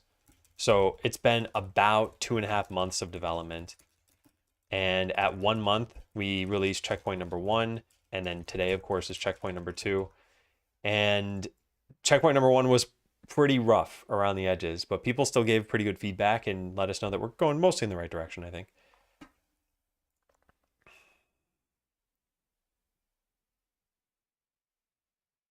Went faster by going 5 reactive for open mind. Yeah, I guess open mind is maybe too powerful now. I don't know. I don't care about the fact I won. Like, I can't tell when tabbing back. I'd already won the last time I tabbed out. Yeah. Yeah, I don't know what I want to do about that. I'll write that down though. Free Technic said that they potentially want a way to close out a finished battle. At the beginning of the game, you have 3 battle, well, I guess you always have 3 battle slots. You may not actually need to use all 3 battle slots. Yeah. When your adventurers in battling, are they selling items? Yes, they are restocking items during that time. So if you want to turn off auto battle, then you can have them restock for longer. But then when you, like, as soon as I click repeat battle, the row just disappears. They should eventually like walk toward a portal or something. Convenient not having to, I guess. Making it shorter promotes idling more. Yeah. Well, there were a couple things. Like you said, promotes idling more, which I just thought, okay, I don't want people to just leave the game completely. I wanted there to be something to do, and there isn't really yet, but I'm hoping that we'll figure it out. Then, yeah, being able to see your items. And also, it just felt like 5 seconds was too fast. It was like, why even have a timer at all? Because you can always cancel the battle anyway. And we'll eventually add in a flee battle button. So that, let's say you are stuck in just a really long battle, even if you're going to win, you might just want to leave it. The more I think about this, really, the more I think we need to do this. I think at the end of the battle, whatever life amount you had should be the life you start the next battle with, and you slowly recover if you stay outside of battle for long enough. I think we have to do this.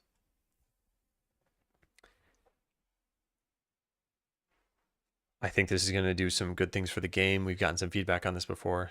You won V3 as a solo cleric. What? Okay. Yeah. I'm writing. I'm sorry, but I got to write this. Nerf the cleric. Open mind is probably too powerful when combined with reactive healing. Yeah.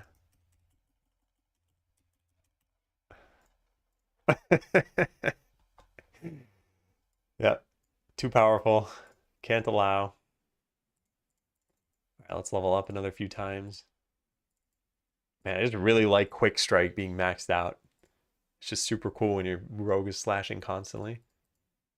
I think.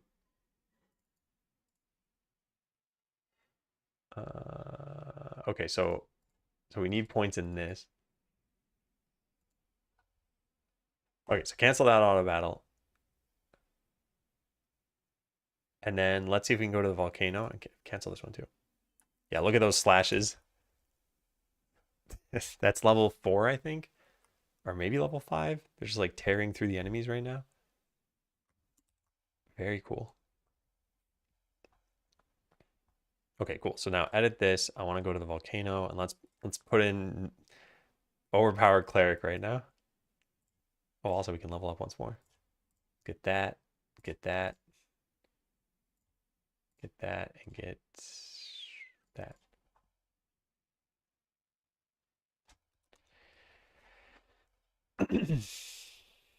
Gotta get a cleric before it gets patched. Posted proof in Discord. Oh, I believe you. Yeah. Well, wow. Yeah, I've never done that myself. That's pretty impressive. You got 374 gold worth of stuff too.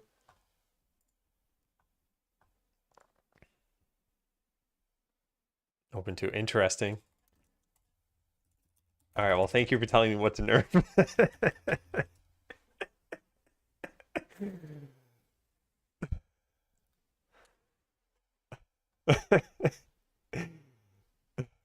Anyone else have any overpowered builds they want me to know about? Now that you know what I'm going to do about it. I won't change it for checkpoint 2. I'll probably change it for checkpoint 3. I'm not going to like upload a new build. If people figure that out, that's totally fine. All right, we should have a new quest. Yeah, we do. Accept.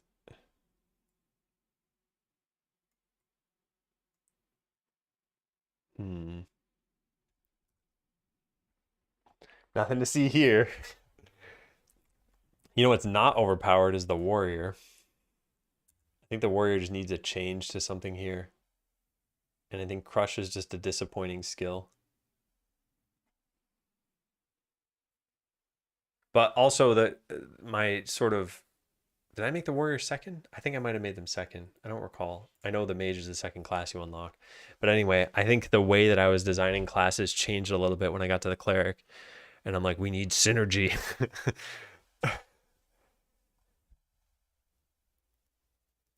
Yeah. Can you add maybe reskill for some price? So crows, if you hover over skill points, you'll find out something very interesting. But for you to ask this question means that there's still a problem with this. So I think we need to make it more obvious that you can respecialize at will. Yeah. So to be clear, for anyone who doesn't know this, you can just at any time right-click an ability and take points out of it, and then put it back in a different skill if you want. That was in the original game too. It was just even less apparent.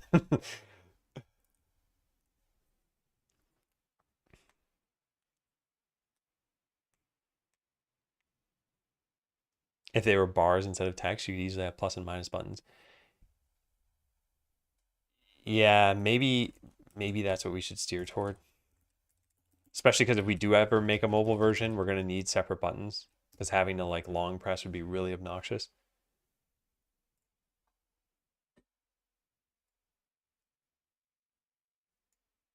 right, so my warrior's not doing anything. I guess we can just send you off to battle.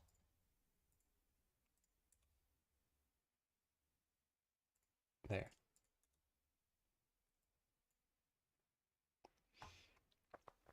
Because they're just wrecking this place, right? Yeah. God, I love the rogue. I didn't think I would, but it's so much fun. Just look at that thing. It's a murder machine. Also, I feel like the rogue makes sure that you even kill enemies. Otherwise, you could just spread the damage over the entire enemy party and never win. Yeah, although it looks like I'm going to die now. Don't die. Don't do it. Oh, Crows. Thanks for gifting 5 subs. Jeez, 108 total. Well, welcome, new subs. I'm glad you had fun. Yeah, please do provide feedback, by the way, in the game. Anyone who hasn't seen this already, please just press escape at some point and click provide feedback. It'll pop up a form. The form is pretty fast. Am I supposed to wait till I get 90 gold, or should I be furiously upgrading my storeroom or characters? It's just kind of figure it out for right now. I don't think there's a way you can screw up. So whatever you feel is lacking. Wasn't just luck. Finished it a second time. Can I just have clerics? Actually, yeah, if you could just have clerics, I guess that would be pretty powerful.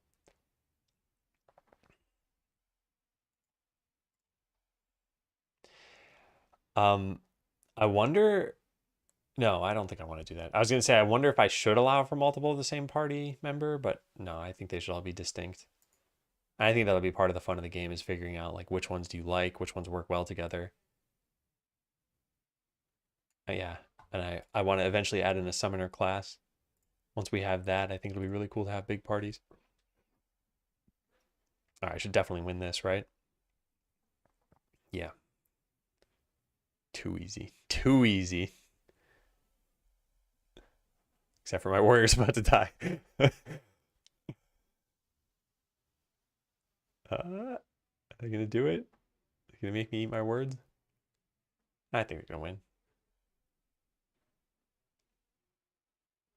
Yeah, I think 4 people is probably the most that should be in a party. Also, I wonder if we should lay them out differently. Maybe make them take the 4 corners. All right, so that was dungeon 2, which probably gave us a quest. Just gotta wait for that to happen. But we could speed it up. Watch this. 2 points into swift shoes and they'll move faster. Oh, it's the bow. There. Accept. Yeah, let's repeat that battle for a bit. Level up the shop. Fully upgraded party without the cleric can't beat the last instance. Yeah. You need some sustain. There's just not enough damage mitigation from the warrior because you can only have like an average of 38% damage reduction. Wish I could upgrade the number of people carrying stuff. It looks like I'm pretty far away from that upgrade. Yeah, you can. Your adventurers carry stuff, but you'd have to kind of micromanage them a little bit at the beginning.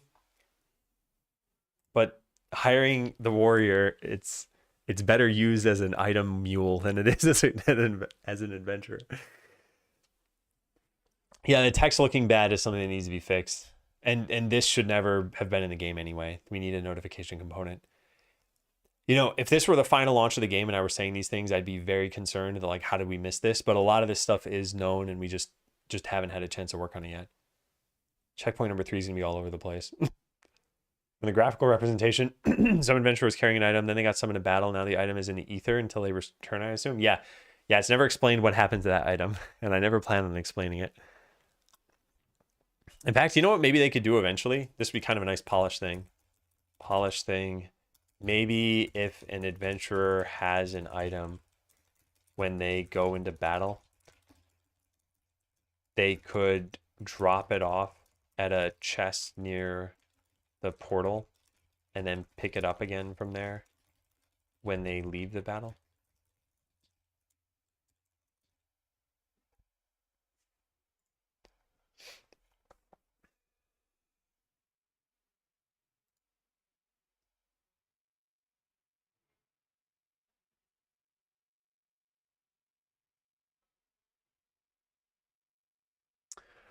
I don't think this should matter because we already have pixel snap set up, but we definitely need to put in new, like a new resolution setting somewhere. Yeah, it just doesn't exist yet.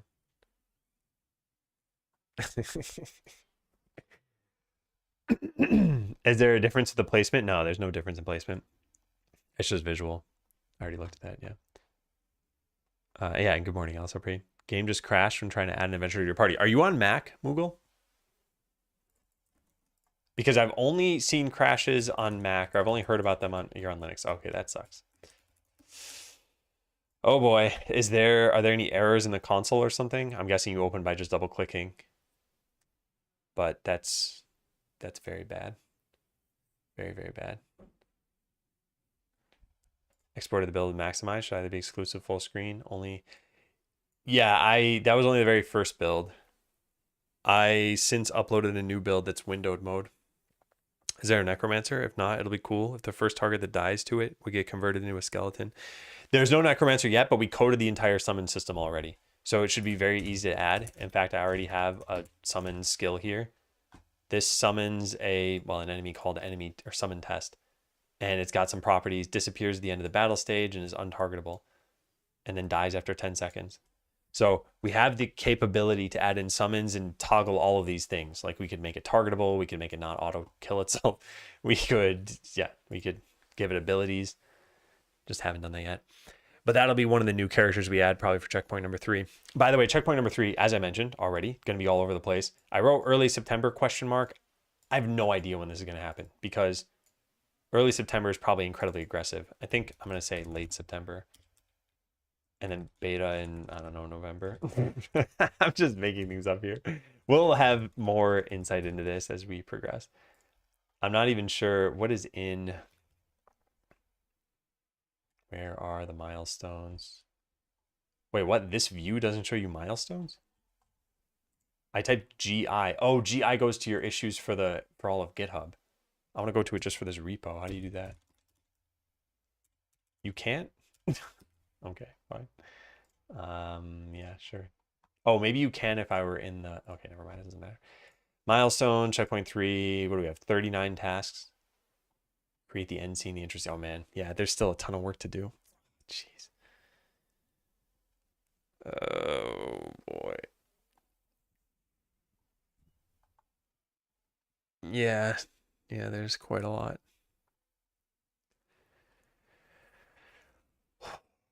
Well, just keep working on it. Heard you say your name? Probably just hi. I think it was just good morning. No errors, just crashed the desktop, yeah.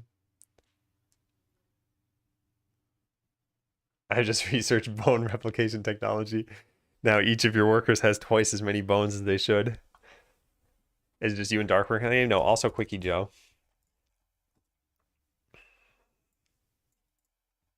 Quickie Joe made a lot of the art that you see, but not all of it. Some of it's from Super Retro World.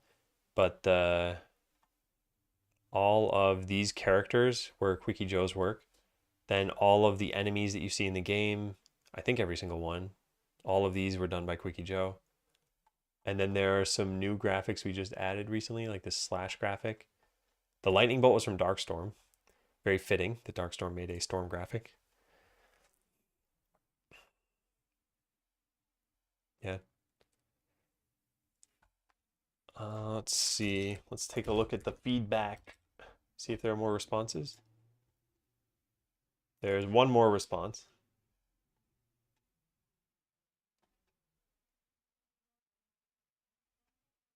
Okay, let's see what this new one says. Feel like I want to do more, especially early on, but I think this is not tailored for my taste of games. If you ever want to go with a little more active route, here's some suggestions. Let the player do something in the town. Maybe let the player help build the town with looted resources, or add some more clickable things that let you progress slightly faster. Or add random events like a raid from another town or a strange visitor where the player has to choose between options. Fights, let the player choose a formation and make it have an impact for the fight. Maybe make the player choose a skill loadout for the fights. Maybe make the adventurers at different levels so there's more micromanagement needed to prepare before the battle. Player feedback could be improved, for example. Difficult to see how good each adventurer performs. After battle, hang on, let me Let me see if there's anything personal here, and I could potentially copy paste this.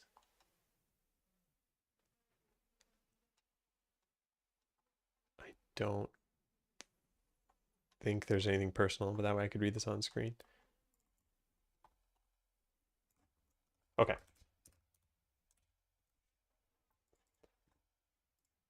All right, let me look at this. Also, right now, we have almost every possible option recorded for I had fun playing the game. We just don't have a disagree. The strongly disagree was due to accessibility problems, which I totally recognize we need to fix. So in my mind, in future checkpoints, this would have been a spread of the neutral to positive end. So it's all feedback is good feedback. And the categories I kind of think about are like things we knew about but didn't have time to do is basically like it's a thumbs up. Things we didn't know about, well, like I said, all feedback is good feedback, but the things we didn't know about that are problematic, it's like, yeah, that's why we release a game like this. I do want to read through this. I just want to make sure I still have chat open too. Yeah. Okay, so yeah, let's read through. All right, let's see how good each adventurer performs. After the battle, I just look if I won, so I turn on auto battle, or if I lost, change a place or an adventurer. Maybe some kind of battle log would be helpful if you even want to expose that to the player. Couldn't figure out how the player levels up. I had the prompt once, I think because of the quest. Yeah. And I didn't add a new nudge label, which I definitely should have. Warrior tanks everything, cleric heals them. Yeah, but then reactive heal isn't as good for the 3 seconds of the warrior's taunting. You can design a mechanic where our characters need to eat and go to the restroom. Yep, it's coming probably at the end of today, exclusively to your machine. On the place select screen, I see the recommended group level and size, but it doesn't really reflect the difficulty sometimes. I had 3x level 5 adventurers on Volcano, but died until I replaced a cleric with a rogue. On the place select screen, it'd be nice to see the level of the adventurers without having to change into adventurer skill menu. Oh yeah, interesting. I didn't think about that. I'm gonna process all this stuff later, so I'm probably not gonna write anything down just yet. Oh yeah. Toolshed. I explicitly didn't copy your name in case you didn't want people to know, but you have self-identified, which is totally cool. And by the way, thank you for leaving the feedback. I'll respond to some of this in a little bit. I just want to read through it first. Not obvious how good the skills are or what the level ups do in battle. Since it's the passive game, I think the skills need to be really visible and obvious on the battlefield. Stat boosts and passive skills are too insignificant from the player's perspective. I'd prefer to unlock new skills that have a visible effect in fights.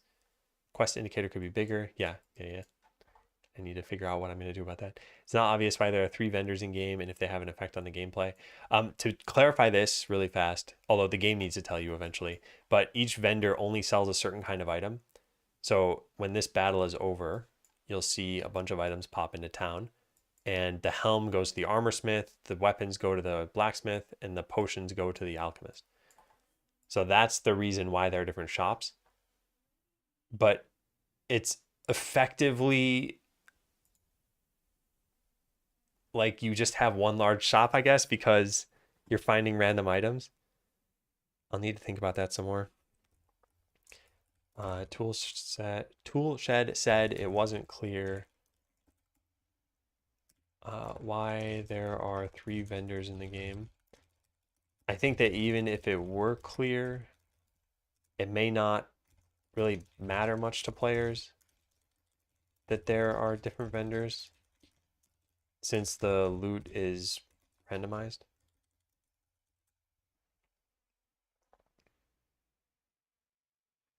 Heard you mentioned resolution changes. Ultra ride support would be ultra cool. My resolution would fit perfectly to have auto battles on the right side, vertical map on the left. Oh, interesting. Okay, I'll write that down. I hadn't thought of different layouts for the game, but I guess, yeah, that could be doable. Yeah, spend most of the time watching the stream, click once in a while. And hopefully that's a fun mix of activities. I guess not the watching the stream part, because I can't guarantee that people will be doing that, but like whatever else you would be doing. Hey, coffee. Also, I missed some things here. I think I finished the game. Are there only 6 quests? Yes, there are only 6 quests. Did you have fun, Land 4? Are you providing feedback? Happy Friday to you too, coffee. I might be wrong, but I think the game is pretty fast solvable right now. As in, there's not a lot of choices or a lot of content yet. Yeah, I think from starting the game anew, not knowing anything about it, learning it, and then beating it probably takes about an hour. And the total gameplay, by the way, in the future, the aim is to have like 5 to 10 hours maybe. Because I don't think there's so much variety here that you'd be intrigued for 40 hours of gameplay. And a lot of idle games, the way that they work is they just expect you to have like, I feel like it's like 5 minutes of gameplay over 1 calendar year. You come in, you tap a couple buttons, then you're done for the next 8 hours. I wanted there to be more gameplay. Growth feedback. Okay, cool. Thank you, Land4. Feels like there's a clear route to progress and people find it out pretty quickly. Get as many adventures as possible, get level up second, make sure there's enough storage room. Won't be a lot of replayability. So this is not an aim, and I think it's worth saying not a goal is replayability. I think it's okay to have a category of games where you play it once, you had fun, and then there's no real need to play it again. And I use this as an example, but Super Mario RPG, there are not really choices you make in game A that you don't make in game B. You can come up with your own challenge runs or something, but there's just not really much of a reason to play again. You get the same party members, you get the same abilities, you get the same items, you go to the same locations, there's the same story that plays out. And yet the game is great. I like it a lot. So I think it's okay to not have it be replayable. If you spend, $8 on the game and you get 5-6 hours of gameplay out of it and you're like, you know what, that was fun, I enjoyed it, then I think I'd be happy. I've thought about online leaderboards just to pacify people looking for replayability without needing replayability. I feel like the only way to do online leaderboards is to have it only be with your friends. And if your friends aren't playing, it wouldn't really matter. Because if it's a global leaderboard, then nothing stops you from just kind of making up scores and pinging whatever API I have. Because it's not like I can validate the gameplay. And you could edit the save file or, speed up your computer or something like that. Run it in a VM. If you want a long-running idle game, try Evolve Idle. Starts off slow, tons of depth to the game. I've played a bunch of different idle games. And I guess I have the same kind of general gripes with the genre that I've talked about before. Like a lot of these games are supposed to play out infinitely. They just kind of play on the whole numbers go up feeling. I don't know. I have a lot of thoughts about this. Tell Twitch friends, YouTube friends are saying hi. It's just Land4. Land4 says hi to all of you. Hey, Mr. Jarvis. AFK games often have a lot of replayability. I don't know if I agree. I think a lot of AFK games have like a prestige mechanic or ascension or whatever you call it. Any sort of like, it replays the game within itself. But then there's no reason for you ever to start a second save file entirely. But I don't think this is the same as replayability.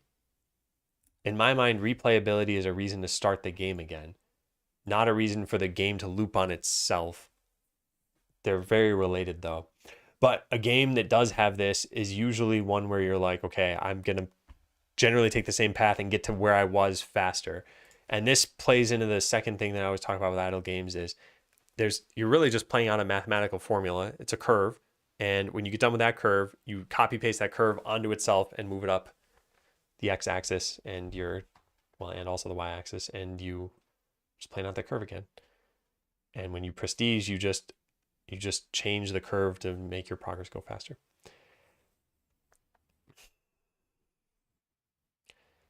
There's another idle game I followed for a while. Discord had a community run leaderboard on a Google Sheet. I'll write leaderboards down as an idea. Few people have mentioned a leaderboard, possibly for replayability and possibly just for competition. I'm torn on this since it's a client-side game. So you could always cheat the leaderboard in any number of ways.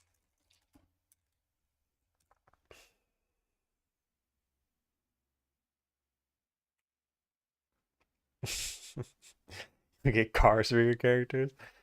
I want a warrior motorcycle.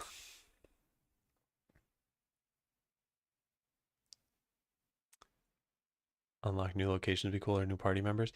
I don't think I want a prestige mechanic in a game like this. And I think if we did it, we'd have to go back farther in the game design and make sure that the game feels different each time you play it. The fun is playing on the optimal curve without doing the math. Yeah. Yeah. And I think the math is usually obfuscated by so many layers of choices that it's hard to do anyway. It's like if you had a choice of, okay, do 7 damage every 6 seconds or like 10 damage every 3 seconds. It's like, okay, you can figure out which one is better by just multiplying the numbers. There's 0 layers of obfuscation here, or maybe 1 layer if you want to call it, that you have to go from English to numbers. But a lot of these are like, okay, by getting this skill, it costs this much, and then you can't get this many skills of the other kind, and like there's a chance that this happens, and you know how often that chance could even occur. Anyway, there's like so many layers you have to figure out that you're just like, I'll just pick something. And then people online have figured it out, or at least empirically they've done the tests. And then you find out, yep, I was on the wrong path. I spent 8 hours when I should have spent 4, and it just kind of, I don't know, feels bad. 7 or 8 different prestiges, each at a different depth of the game. Yeah. And by the way, I'm not saying that the genre can't be fun for people, but I think the fun is derived from the riding that mathematical curve. And it just, I don't know. I feel like idle games are generally like scummy games. And that's why I wanted it to be slightly different. Don't nerf the healing, nerf the damage. It'll be a slower grind to have the max cleric than just a regular party.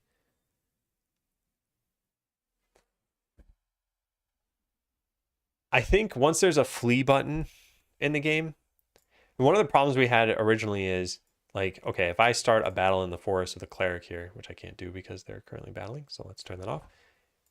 Okay, so the cleric on their own does almost no damage, and there's no way to leave this battle now. But we're going to add in a button eventually that just says flee battle, and then that way that wouldn't be a problem. So sure, you get stuck in a really, really long battle. And at that point, maybe we could tweak some of the numbers, I think. Often the fun as numbers go up. Yeah, and sometimes it's, okay, there's a visualization around it or something, but a lot of these idle games, it's like the visualization is almost like an infinite loop of a 3-second video. And I've played a bunch of different ones, and it's either like, okay, there's just a battle constantly running and the skills don't really matter. It's like, oh, I did 10,000 damage now instead of 2,000. I don't know. Maybe I'm just very biased against them, even though I've played a lot of them. All right, so we have something written here about a flee button. I'm going to write this at the end of this. Consider whether we should change the cleric at all when we do this. One of the original reasons to have the cleric do damage was in case they were solo and you got stuck in a battle. Another was just so that they never feel pointless. Yeah. One last thing about it, it does not use the numbers go up directly. You have limited storage. To build more storage containers, at a certain point your prestige, which grants you mastery, and some forms of mastery increase your storage. Yeah, I see. Yeah, I think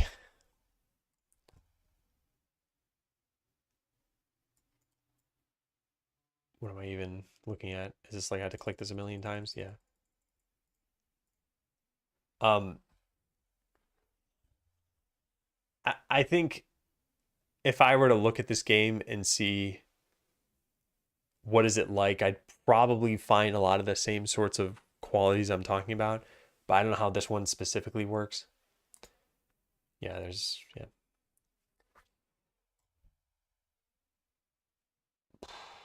But yeah, I'm guessing this is largely just a text game given the interface that I see so far. It's not a cookie click style idle game. It starts that way though. Like I saw that there was a RNA per second kind of thing. Confusing how to start quest. It's not obvious how to. Yes, that is something that's going to change eventually. Eventually, they're going to tell you how you would start it, and I just didn't have the time to do that. But I'll write that down, what you said, because I agree. I think it is confusing.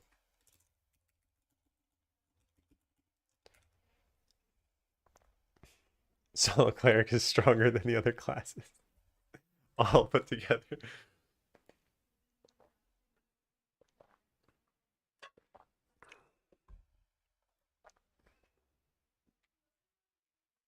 Different persistent areas scale their level with your level. Yeah, there's, there are pros and cons to practically any game design decision you can make. I mean, some are just clear wins, but with the level thing specifically, WoW originally, when it launched, it had zones and the zones had levels. So, you'd go to whatever the Barrens and it'd be like level 10 to 20, something like that. Then I think at one expansion, I think it was Cataclysm, they said any zone is your level. And the reason they had done this is they made this gigantic world, and there was a path that your characters would take. So if you made 3 characters and you're taking the same path every time, it'd just get kind of boring for you. Or maybe you wouldn't experience half the content because you just didn't go to that part of the world. So now it was like, well, you can go anywhere you want.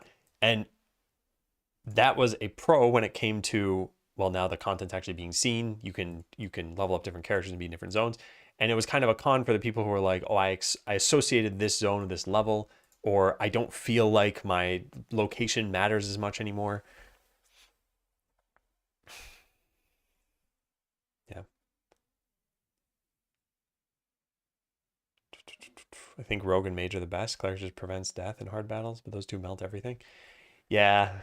Yeah, no one said that they like the warrior. I've been looking at your keyboard trying to see if you use QWERTY or Dvorak. I use Colmac, yeah, Colmac DH. So if I just type what you would type as QWERTY, it's this. And then the right hand is, whoops.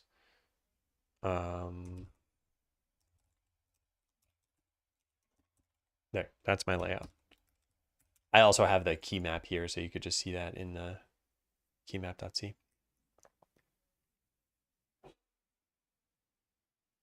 Love the warrior for tanking. Yeah, right now there's not a lot of class variety, so the warrior is the only tank, and the cleric is the only healer. But yeah, in the future, we were talking about a paladin, which was like a tank and a healer. We want some kind of summoner class. We want some kind of like berserker class, and probably a whole bunch of other ones. But yeah, those are the ones that come to the top of my head. But let's see, I'd add more weight to adventurers dying in battle, permadeath, so I value the adventurers more. I don't know about permadeath, but we probably will have persistent life values at least. Like to try to give the villagers more meaning. Yes, this is another thing. I feel like customer personality is not there yet. They just wander around. They immediately go buy every single item they can afford. Yeah, we need to do that too. Not clear why the game is called Skeleseller right now. Yeah, in this, we need the intro for the game. For those who haven't heard, because unfortunately I've only said this and I've only got it as text, but the game doesn't tell you right now, is that you were an adventurer. You encountered a snake, got poisoned, tried to find an antidote, couldn't, died, came back as a skeleton, and then set up a town so that this wouldn't happen again. So that's the general reason why this is called Skeleseller. You are a skeleton. You are the skeleton that you see in the town, and you are selling items.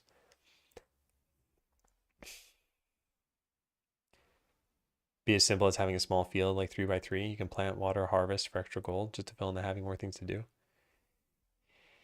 Yeah, maybe we prototype it. Maybe prototype farming as a thing to do.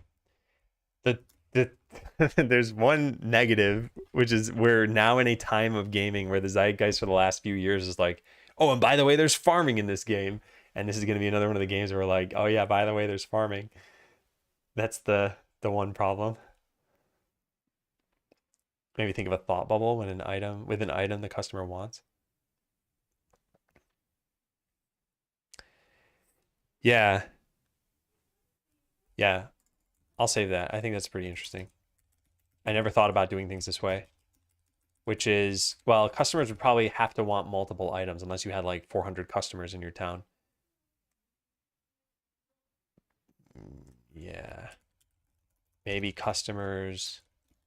some customers could want an entire category and some just want a specific item. Maybe some could want any item and don't have that. Yeah, something like that. Yeah, the thought bubble I was thinking of originally was that, I don't know what I was thinking actually. Maybe it isn't too different from what we talked about already. All right, overall, even though I usually don't play these play passive games, I feel like I still had fun. I like the scope of the game in terms of a big, busy town. Can imagine that with more content, it would be even more visually appealing and fun to watch the villagers just do their thing. Yeah, well, cool. Thank you for the feedback. I think, my general take from what people have said so far is just like in checkpoint number 1, there's a lot of clear wins we can do. And then there are some kind of bigger things we're going to need to test out. Oh, take care, Land4. Sorry, I missed your message. I know this was 13 minutes ago now. I can see I had fun playing the game. We now have every response. But we're still in the largely agree and strongly agree buckets, which I think is pretty good. And I'll read through all the feedback. Dodge attack by 5%, 3 seconds. I did not know about that.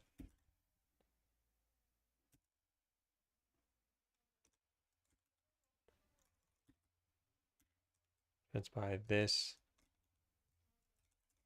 4. Thank you. Also, I don't think we ever say the word seconds anywhere, do we? Is this the only place? No, what? We do? We do it in what, 2 places? I think everywhere else we just use the letter S. Let's just look at the game, I guess.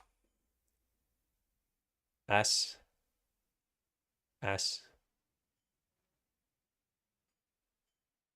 Seconds. S, yeah, I think we should just say S for that. There. And then same thing with, I guess, Blessing of Haste also has seconds written out. Yeah. There. All right, yeah, thank you, Mosey.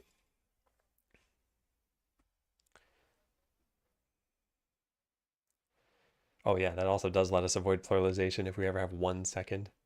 Although I'm not super concerned. There's another issue where I think somewhere we say like a X% increase. And when that's 5, that makes sense. But when it's 8, it should be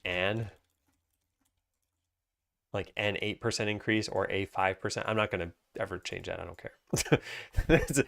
That's small enough where it just doesn't matter to me. And maybe in the future we end up changing something like that. I've got to take a quick break. But when I come back, let's keep kind of talking through some of this. All right, is it jump time? It's jump time.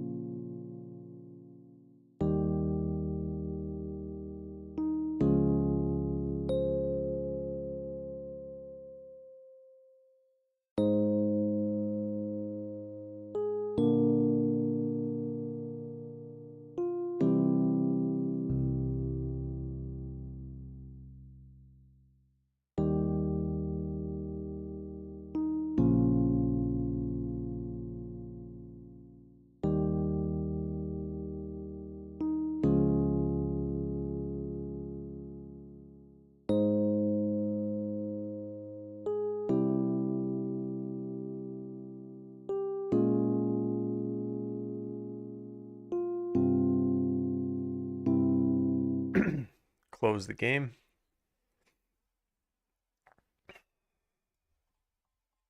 Did I miss anything in chat?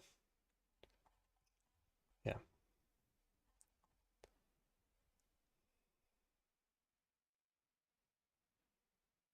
I can just play 2 games at once.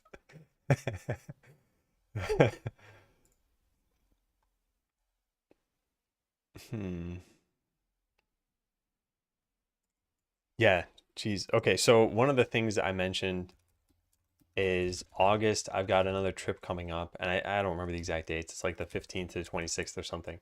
So we've got next week is all going to be music.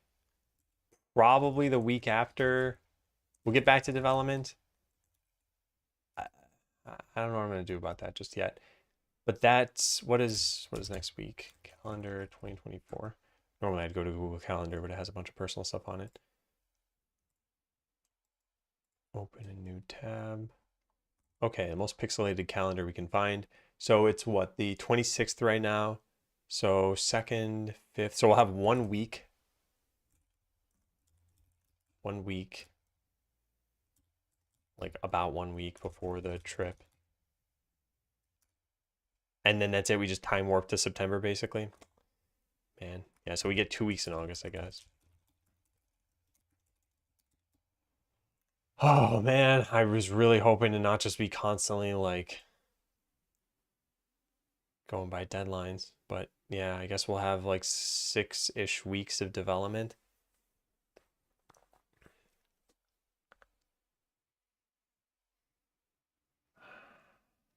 I think there's too much I want to do in checkpoint number 3. But I think we still launch. Yeah. 2 weeks after the trip. Well, I'm thinking late September. The trip is August. So I was thinking maybe like 1 month after I get back from the trip is when we launch the next one. It's July 26th right now. That'd be 2 months from now. Yeah, yeah. I think aim for late September. I think we're like the splitting of number 3. I think it's important each time we solicit feedback that we're getting substantially different feedback. And I mean, I've looked through a couple of the responses so far, but yeah, they are very different from what we used to have in the feedback that we got for checkpoint number 1. Checkpoint number 1 was a lot more, I don't know, like people comment on everything because everything was so rough around the edges. I think if we had smaller steps between the next piece of feedback, we'd have to have some system that we really want feedback on. So for example, let's say we were to totally change things around and we're like, you know what, we're going to make this a clicker style game. That's something that it's worth getting feedback on its own. But let's say, you know, this persistent life value thing for battles, it might be worth launching like a, hey, here's a v0.21 build. But I don't really think so. I feel like we could probably just gauge that just from playing the game on the stream, not getting other people to just yet. Is there anything left you'd want to move from Idle Ascendants? I don't think so. I don't think Idle Ascendants even really had anything beyond the battling, right? Let me take a quick look again, see if I'm forgetting something. Oh, well, the title screen, I guess. But that's not really, I don't want to take it from Idle Ascendants. Was there anything else?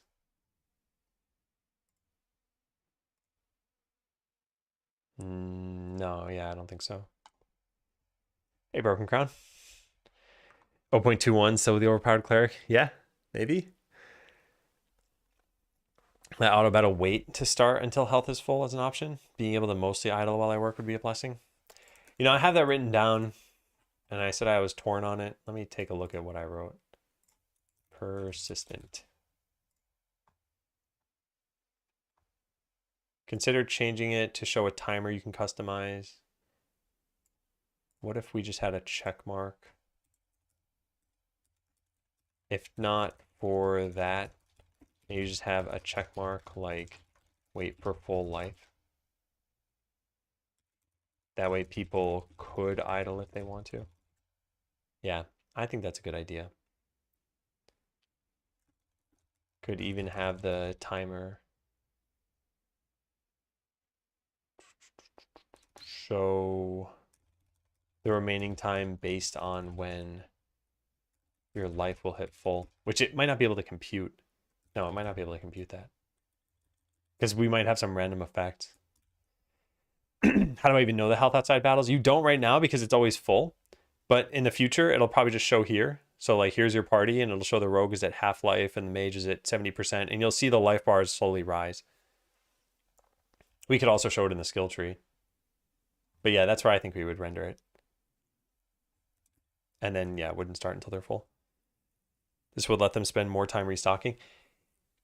Coincidentally, yes, it would, but that's not the goal of it. Maybe use money to heal instantly. The part about using money is there's a very tough balance to strike. Like when you're earning, let's say, an average of $6 per instance, or now I changed it to gold, so I guess 6 gold per instance. It's like, how much did you spend to heal? Probably 2 gold. But now what happens when you're earning like 1,000 gold per instance? It should probably cost more than 2 gold. So is it, 200 gold? Is it based on the instance you just did? Is it, I don't know. Yeah, it'd be kind of tough, I think. So what I think I'm going to do instead, here's what I'm planning, is life persists after a battle. So if you end a battle with 50% life, you'll see it at 50%. Then it goes up by 1 health per tick, then 2, then 3, then 4, and so on. But then you can have some player-wide skills. It could say something like double the healing after a battle, or set your adventurer to 50% life if they were lower than that, or something like that, where it's like, okay, it's still maybe the same general healing amount, but now you have ways of healing faster.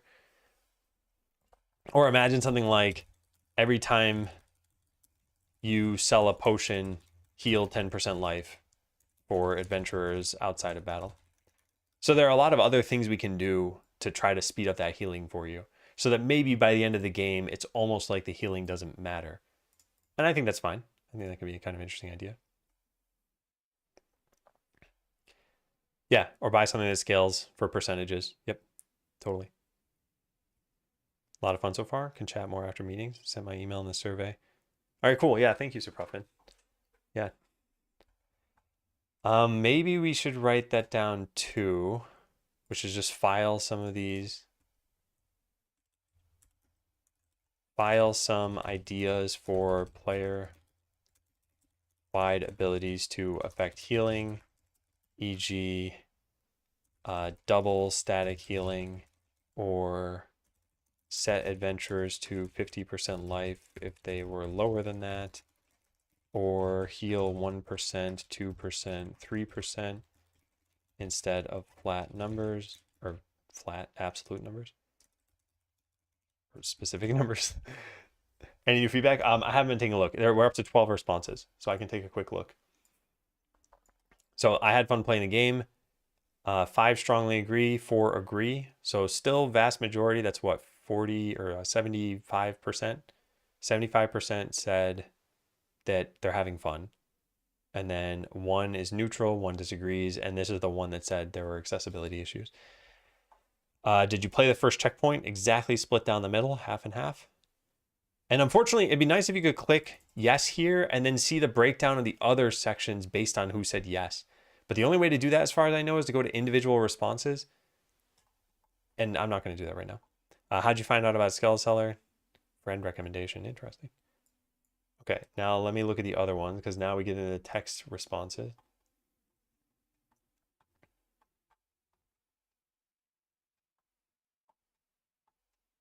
Okay. Hi, Adam. The game looks really interesting. I had a lot of fun playing it. Here are some improvements I suggest.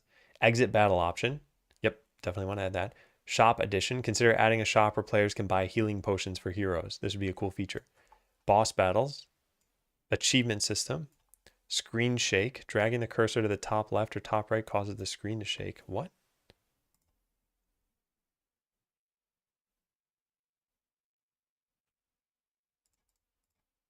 That is not something I've heard about. What is... Okay, that I need to ask more about. Seasonal themes such as winter along with appropriate music. Okay, if whoever gave that feedback, if you could talk about the Screen shake. Bouncing back. Are you talking about panning the camera? Like I do this and it's a little bit hard to just let go of the mouse. If my screens go to standby, the whole game freezes for the duration. It takes ages to unfreeze. Okay, that I'll write down. I don't know exactly what we could do about that, but maybe there's something. It might be trying to like simulate everything that it missed while it was frozen. So maybe we just pause the game and we detect sleep. Excuse me, sorry. Okay, well, the screen shake issue I'm not totally sure about. Zoom in more and then drag the corners, it's easier to replicate.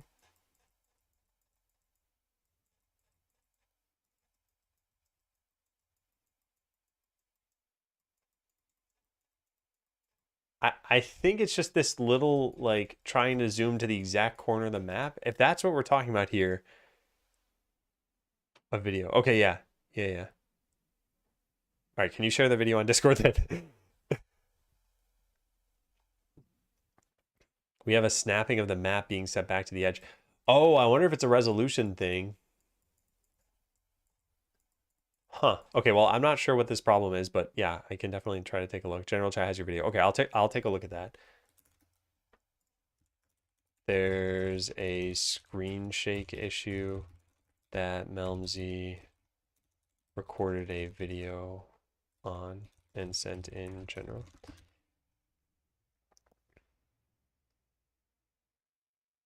Huh, interesting. Yeah, I don't know what that is.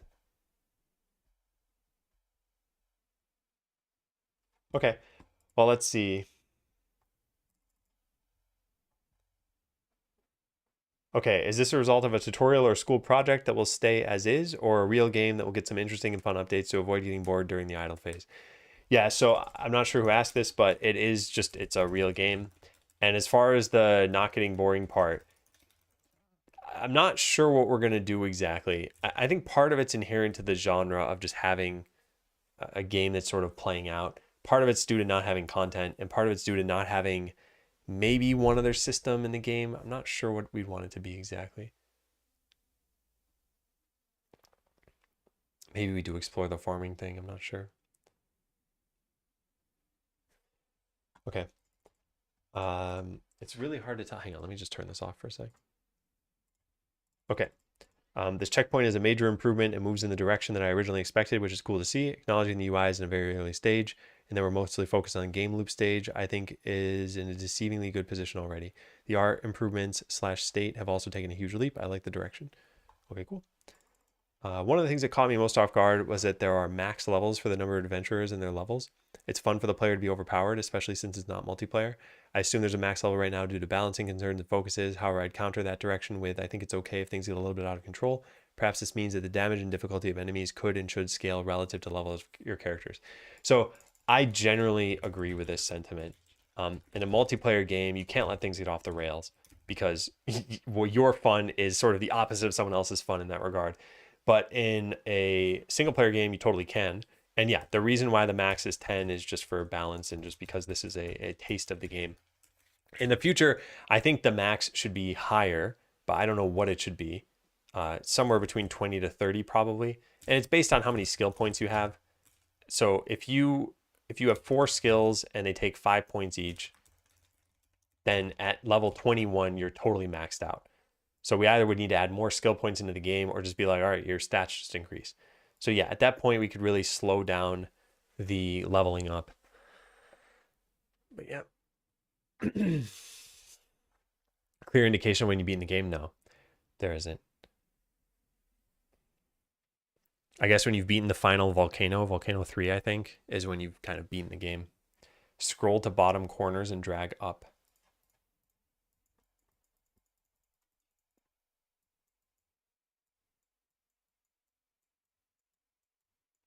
I don't see anything weird happening here. But I'll watch the video. Maybe it'll be more obvious there. Yeah. Yeah, I'll have to watch the video.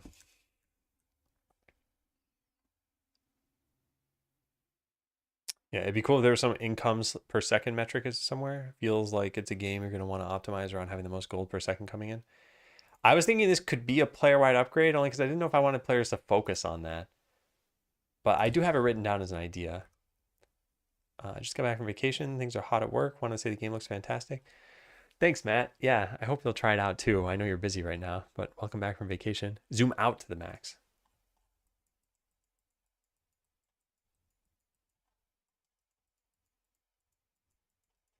I still don't really see. I guess it's...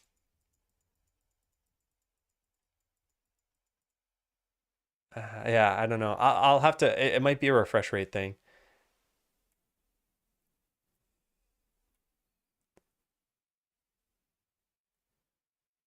Lock to that. Okay, so it's apparently a refresh rate thing. I'll write that down. This apparently has to do with the refresh rate.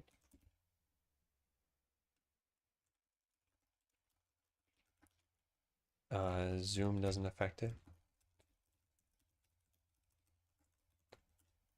Okay, well, I'm not even sure what that could be, but yeah. All right, let's see what else. It's hard to tell in Google Forms where one person's feedback stops and the other one starts. Let me just go to individual responses. Probably be easier. Okay, I read that one. I read that one. I read that one. Okay, here we go. Yeah, so checkpoint is a major improvement, moves in the direction I originally expected. One of the things that caught me off guard is the max levels. I talked about that. In the same vein, I think max being reached before characters have fully reached the point of being leveled up surprised me a bit. I expect max to be the point where every character has 5 to 5 points in every skill. I did reach a point where I was max level, but could not beat Volcano 3 and was effectively soft locked with no recourse. Yeah, and some of this is like we're in an early version of the game. So Volcano 3 was meant to just be like, okay, here's the hardest thing I can come up with. So there is nothing after that. But it wouldn't be, in the final game, it would be clear to you that if you can't beat something, there's got to be some way of beating it. But right now it was like, yeah, I'll just throw this in there. If you can't beat it, so what? But yeah, this is still good feedback. Player skills functionality is quite unclear to me. I only ever got 1 point and I'm not sure how to get more. Yeah, I got to make that clearer for sure. And by the way, the UI does tell you if you hover over scale points, but it's not clear that you can hover over scale points.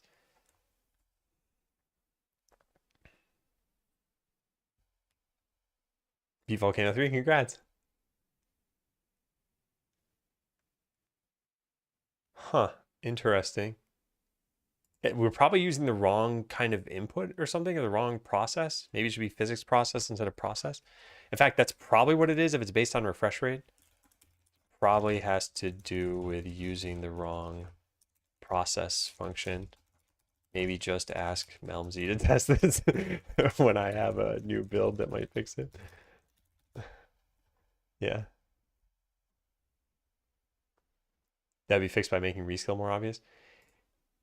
Knowing where to get these points from, I don't think would necessarily fix it, because you might still not hover over that. But I think we need more nudge labels in the game too, more just kind of education and new player friendliness. For quests, I think they should probably just be auto-accepted. I would say manual does make sense if the shopkeeper has a list to choose from. Since it's just one, we're basically clicking just to prompt the interest. Perhaps this is a player skill. The reason behind this was that quests represent money you're not getting. So if you need the money now, you wouldn't want to accept the quest, because by turning in the item, you're deleting it from the game. So that's why you have to accept them. Also, I think it's just not apparent now because the quests are like, get 2 cloaks. And you're like, oh, what do I care if I don't get $12 or something in the game, right? But eventually they might be like, get, 21 cloaks or something like that. And then you might care a little bit more. This key keeps popping out of this socket.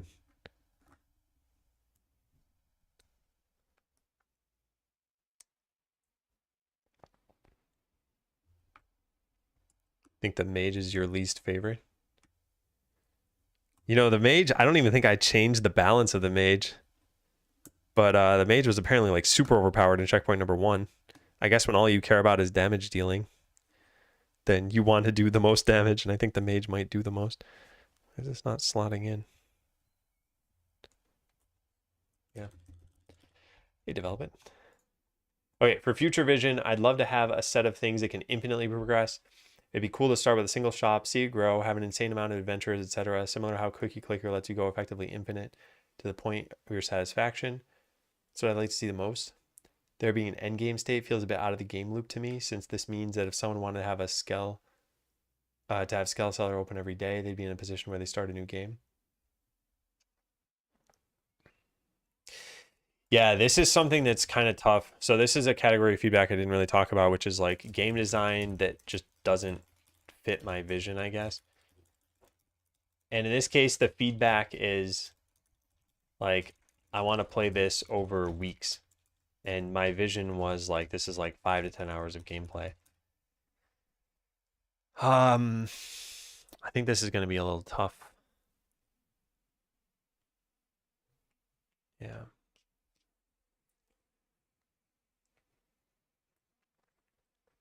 This also strengthens the hook of people coming back each day, since they're in a position of working towards objectives they can't satisfy so quickly. Gamified delayed gratification, sweet little hits each time you get a new adventure, dungeon, or level upgrade. Yeah. Endless money cheat? You mean modifying your save file? Some games do a new game plus. Yeah, but if we have a new game plus, it means we expected the game to be replayable enough, which means that your second playthrough should be different from the first one somehow.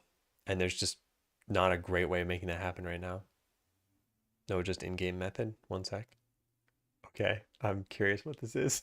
All right, one of the things I'd really like to see is if your adventurers were random to some extent with the skills, value, and general stats they have. Similar to how in Noida, when you come across a weapon, it has random stats. Sometimes you get a great cleric, sometimes you get an awful one, sometimes you get one that's super strong. This is interesting. There's a version of WoW, I think called like Ascension WoW or something like that, which is called a classless game. You just have a character. And I think one of the, I've never played this, but one of the ways you level up is you just get a choice of like, okay, you got Fireball versus like Summon Voidwalker versus who knows what, like Cleave. And you build your character like this every single level by just picking a skill that makes sense for your build. It's something that's interesting, but it means then you're managing party members at a different level than you currently are. Because right now it's like, okay, you get the party member, that's it. They're just there. But you need like a reroll button, or you need like, you'd have 10 different kind of cleric-esque characters. So I'm not totally sure.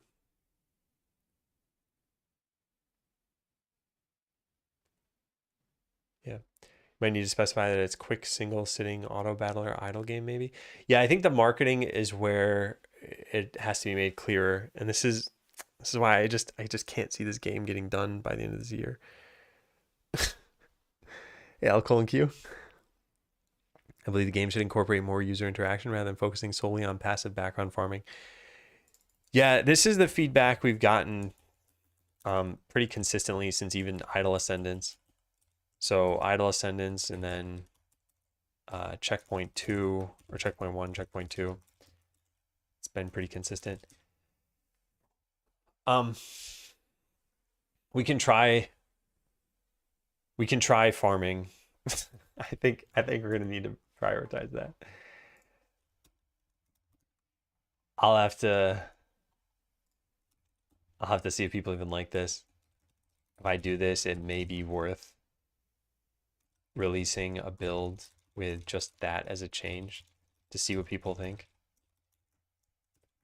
Have a much, or like delete the feedback button from the game, or link it to a special form. Yeah. Started the game, started auto battle, then after some battles I press edit party location, got edit menu. When I now toggle on auto battle, after a second disable it, I get gold anyway.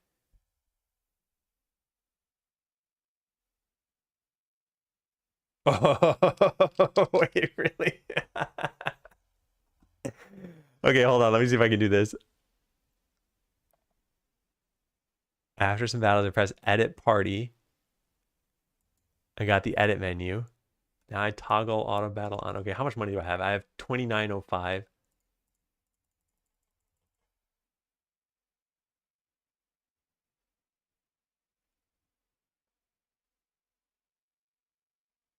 Wait, what? You said after a second disable it. I'm not getting money from this.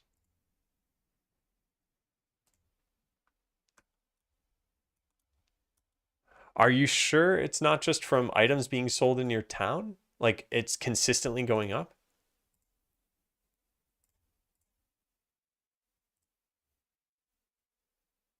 Because completing a battle doesn't even give you money, it gives you items.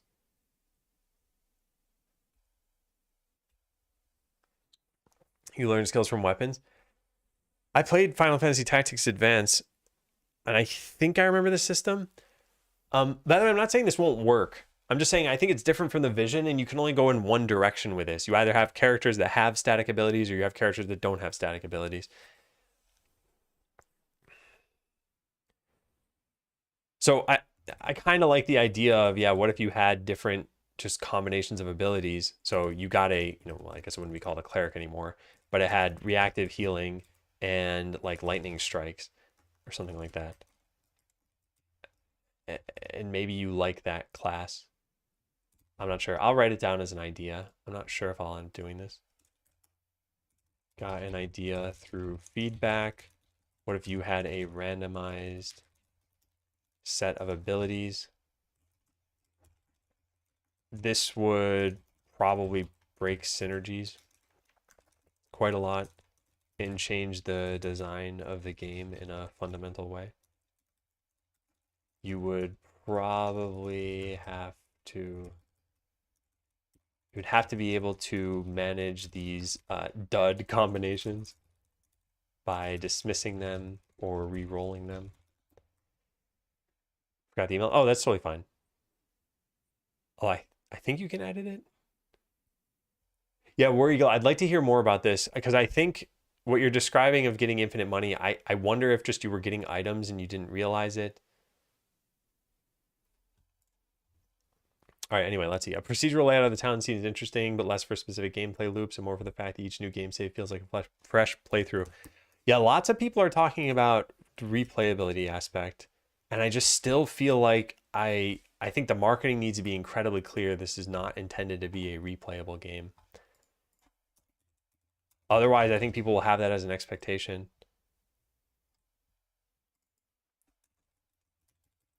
And I don't think you can say this is not a replayable game, but I think it needs to be clear that this is like a Super Mario RPG kind of game.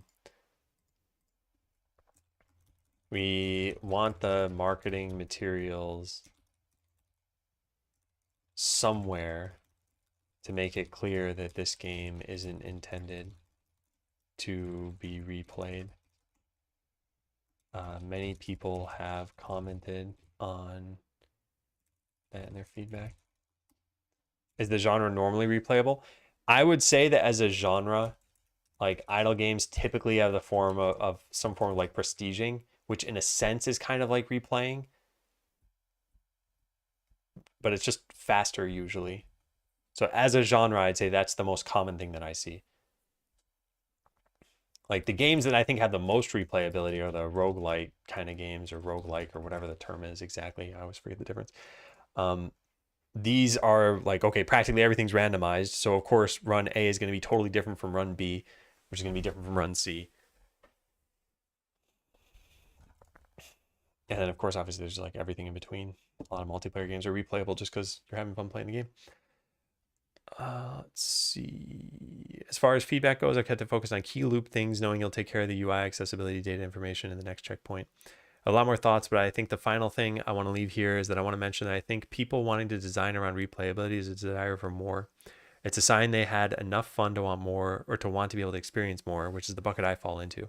This is the type of thing I'd love to be able to open on the side and do my stuff while I watch my little village grow and progress. All in all, big progress. I think you should be proud of how far it's come already. Excited to see the next checkpoint. Yeah, the wanting more thing, I guess that's true. You hit the end of, okay. I'm glad this person clarified this.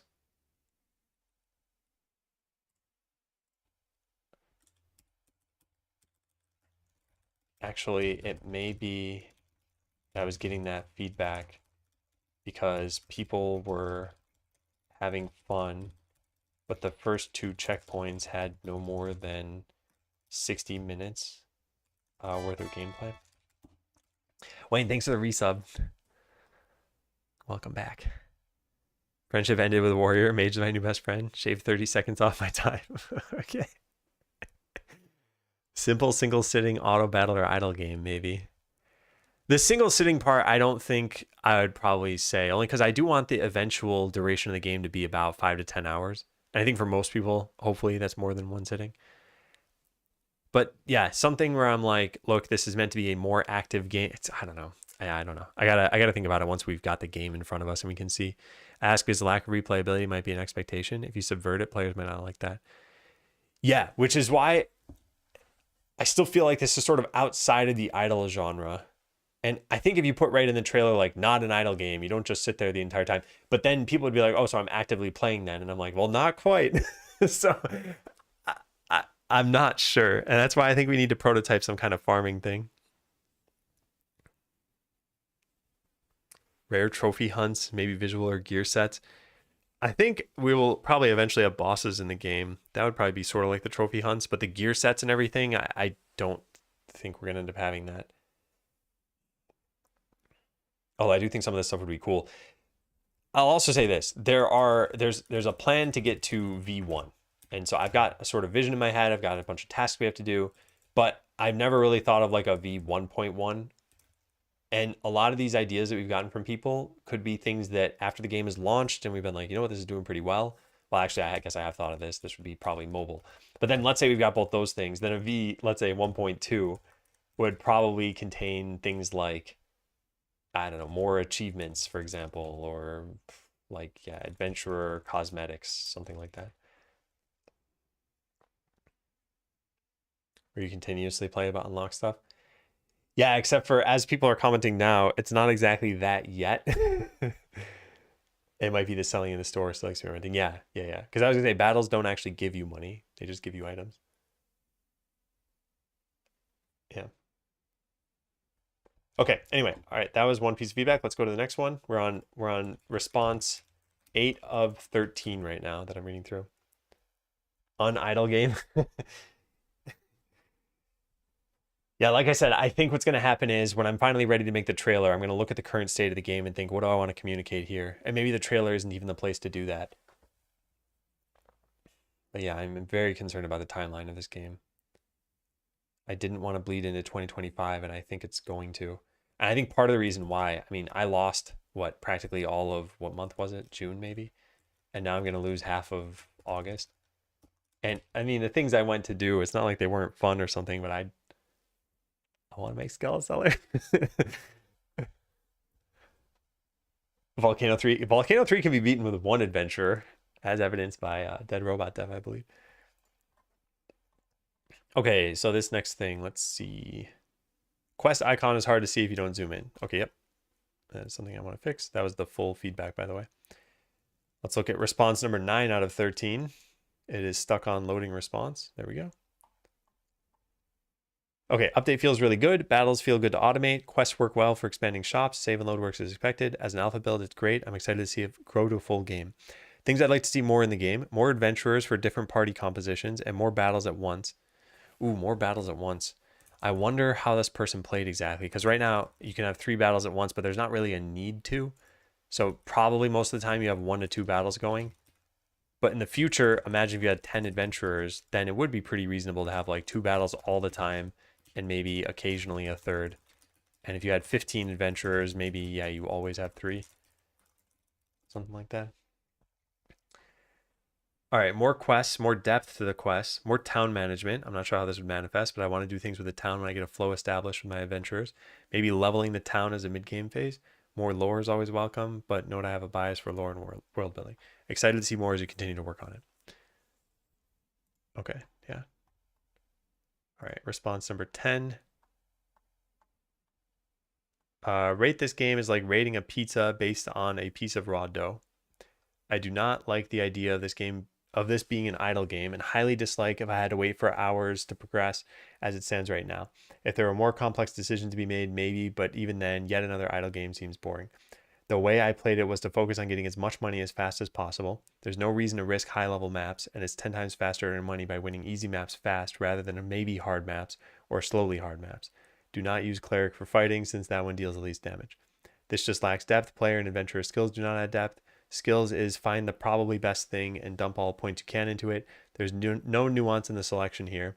There's little to no nuance in distributing between battles and salespeople.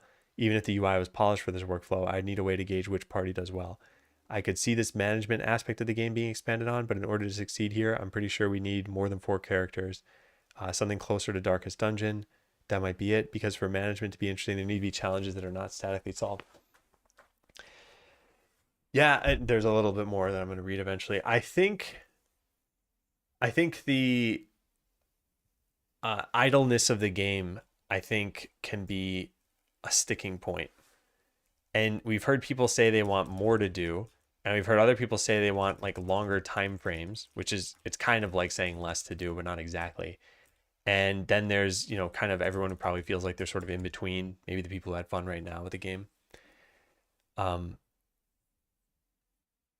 Yeah, I think the ways in which this is different from idle games I played is sort of in the small decisions that are made, like having skill trees and the skills are actually something that affect battles.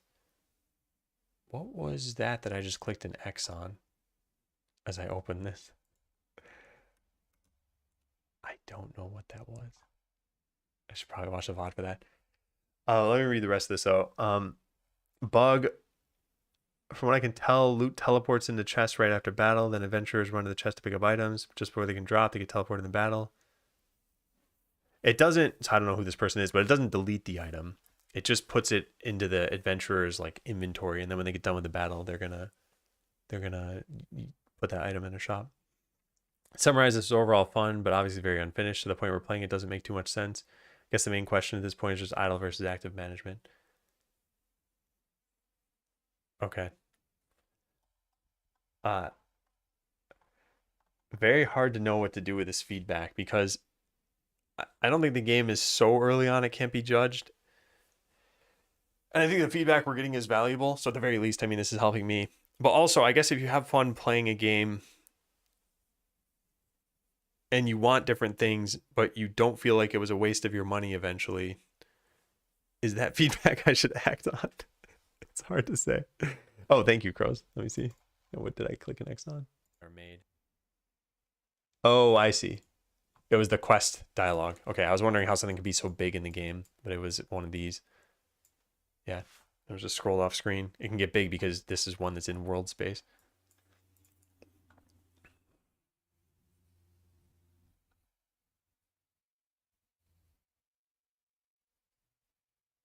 Yeah. Anyway, I think this is another one of those things where I'd say the main takeaway from this person is they want more to do.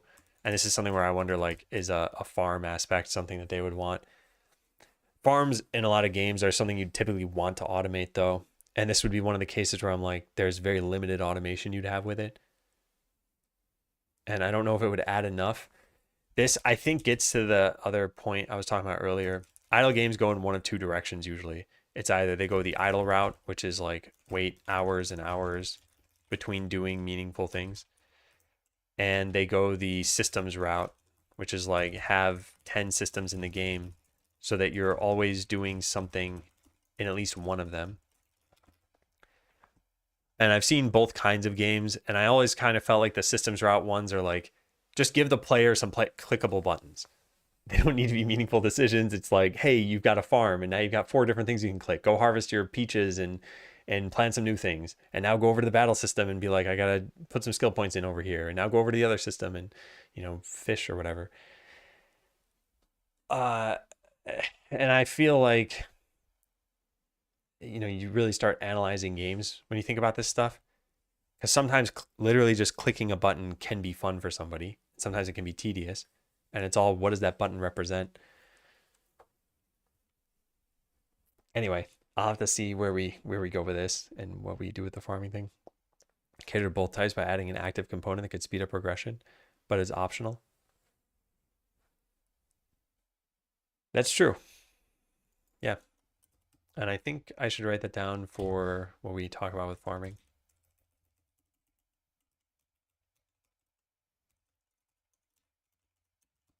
Yeah. Hey, Sargeras, as someone who loves farming and city building games, I'd love a small farm part of the game, but it feels like it needs to be optional to progress for the players who don't. Well, what is it Dark had said? I don't know if I actually copy pasted the message, so let me just look through the past chat messages here. I think I wrote it down, but drat, there's all this jump royale garbage here. Here it is. Yeah. All right, so let's copy this and paste it over here. So considering farming, simple as having a field like 3x3, you can plant, water, harvest for extra gold. Just things to do. Yeah. Did I write this down? No. I'm going to write this down over here. That didn't work.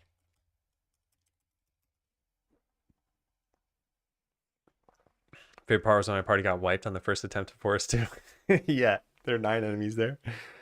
But the active portion was being a merchant where you can actively make items yourself instead of a farm. I think there are a lot of routes we can go here. And if the core of it is give the player something to do, then it almost doesn't really matter what that route is. How's the launch going? I think it's going pretty well.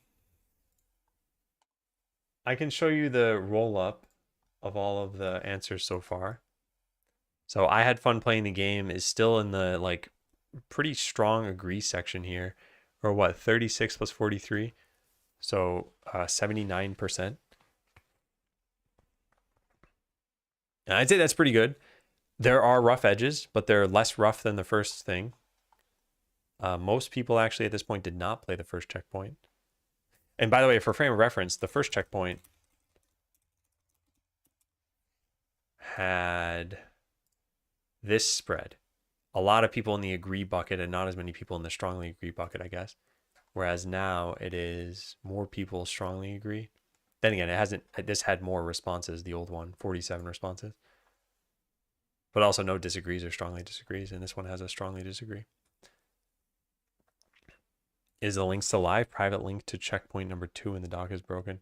Oh, that's the link to the milestone in GitHub, not the game. Yeah, that was never supposed to be public. I can go change that here. Because actually now we don't even care about this. Maybe I'll just put it at the bottom. Links. Skeleseller on itch.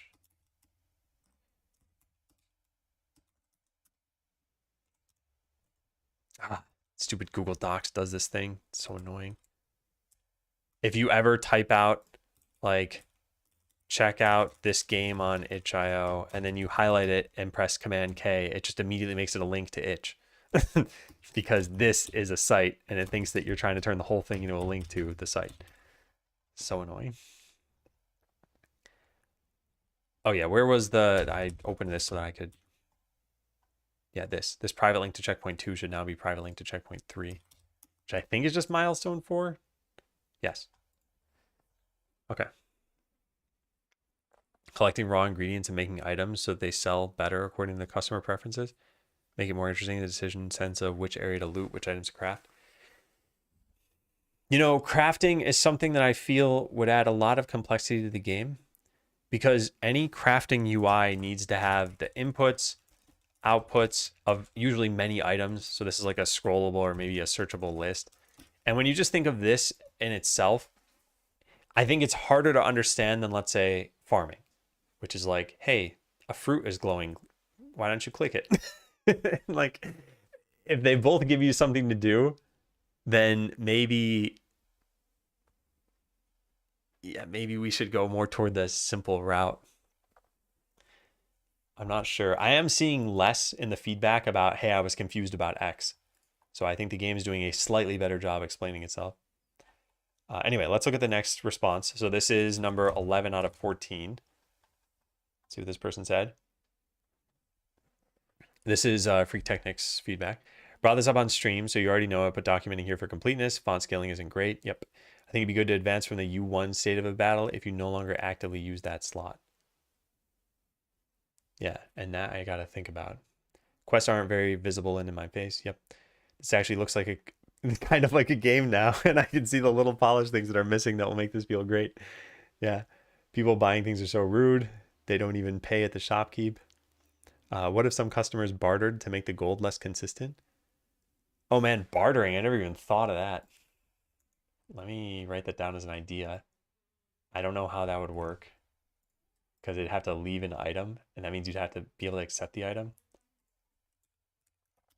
Greek Technic suggested that customers could barter.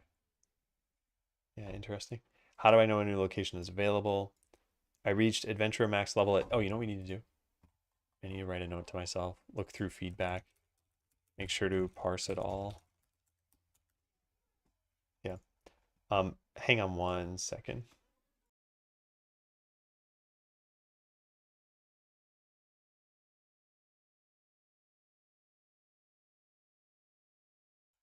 Okay, sorry about that. Let's see. I reached Adventurer max level at Forest 2 and had only seen 2 quests so far. Whoa. Where's Forest 2 in relation to... Oh, he's the 4th one. Yeah. This has to do with that other feedback where the person said this is like raw pizza dough, which is this stuff isn't really exactly balanced yet. And originally I thought, what if there were cooldowns for going to different instances, different locations? But now that there's auto battling, I don't think you can have cooldowns. So I think we probably do need some kind of like loot demand system if we wanted to discourage staying in the same place and fighting over and over. But then there's an auto battle thing. Actually, that alone, I don't know. Yeah, maybe add something more to do. So that's this. And I want to put a monadic bind set here. Cater to both types by adding an active component. So this could be the loot demand system where you manage your location more closely to maximize loot value. Or maybe locations run out of loot as you go to them and they slowly recharge over time. That could be kind of interesting, although this is kind of confusing. E.g. forest 100/100 loot, and as you pull potions from it, it drops.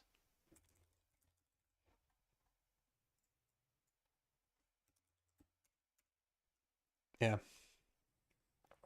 Who are the little orange people walking around? Are they town people? They're customers, yeah. Does the number of customers walking around mean anything? No. Customers are just infinite sources of money right now. They were in the original game too. But, well, the first checkpoint. But they're not going to be that way eventually. There's going to be some like personality to them. They'll act more like customers. I've been a big fan of games not making me look things up. I learned while playing, so it'd be awesome if the location select showed the items I'd already found at that location. Yeah, I think that's reasonable. Start instance should show which items you found at that location, and maybe show placeholders for items that exist there but haven't been found yet. Maybe it could be like a question mark or something.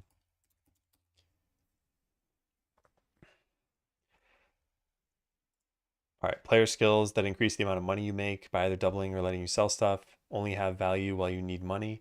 The way the game currently works, that obviously stops being useful. Guess you'd respec in other features. Yeah.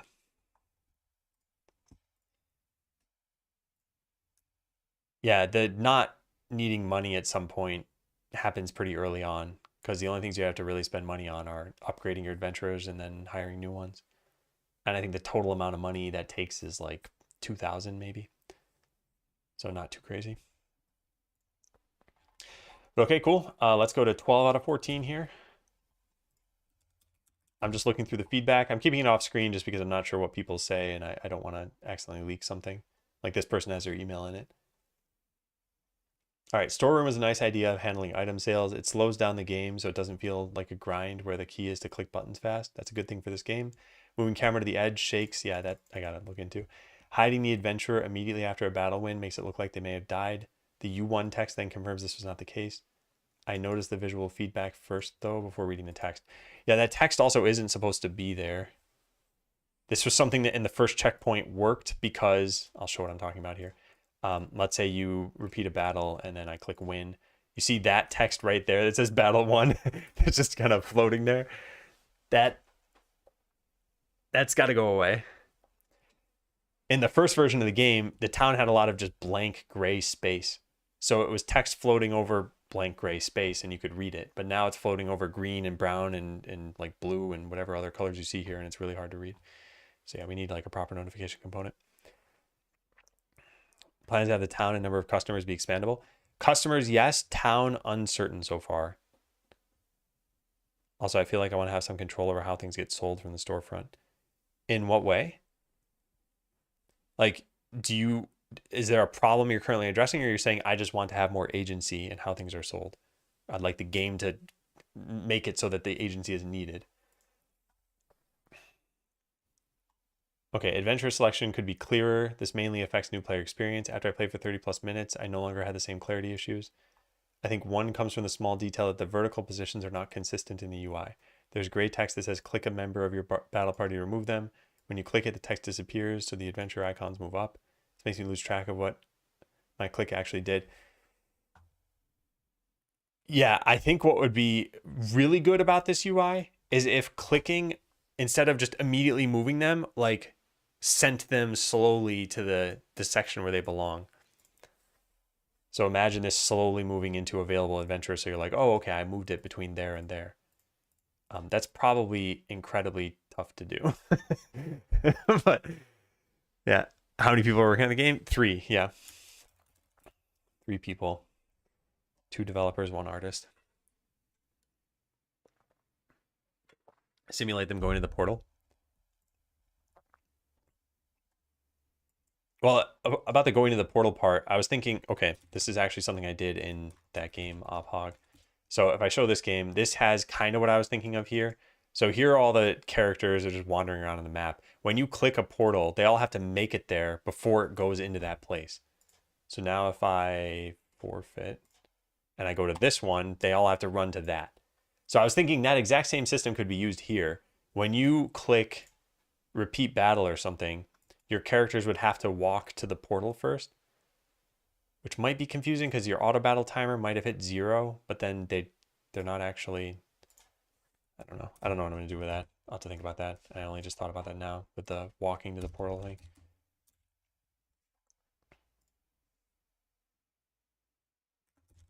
However, this may make it confusing when the auto battle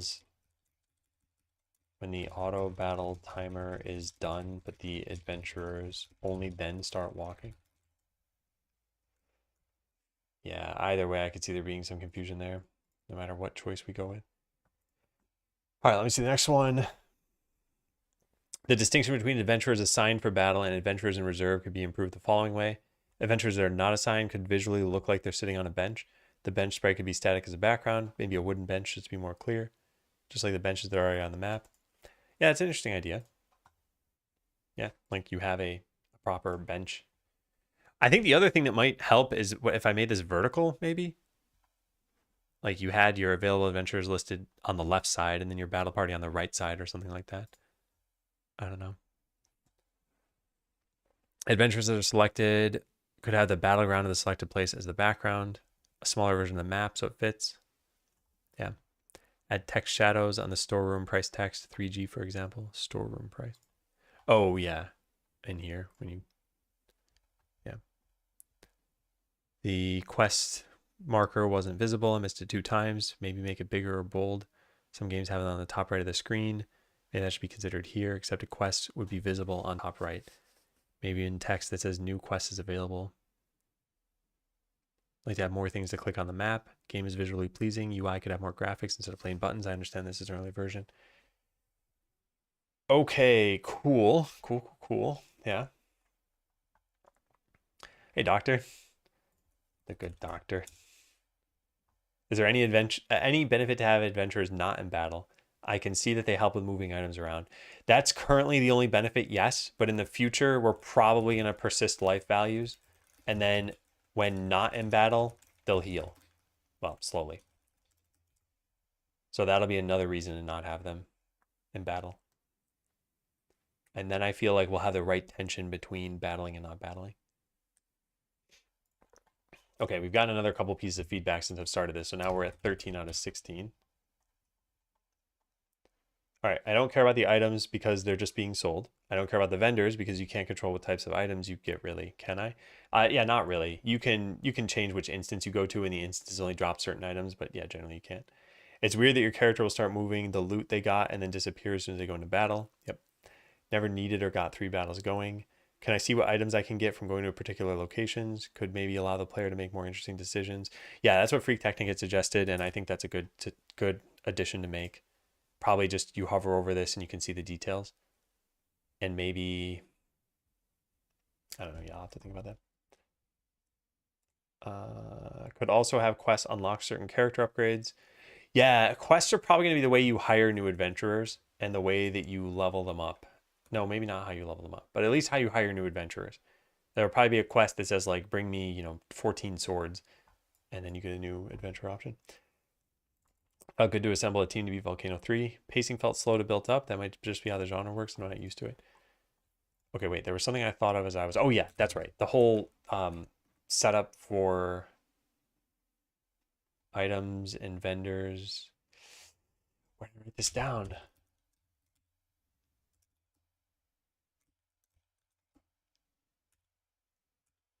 Yeah, this. Here it is. Other feedback has mentioned this too. I think that we probably need to start you with just one shop.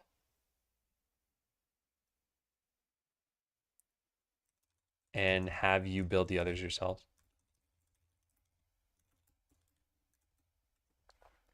Instead of moving selected adventures to another row, they just highlight green. Similar to how ones in another battle are highlighted red. Yeah, that could potentially work too. Copy that down. Oh man, I'm so torn.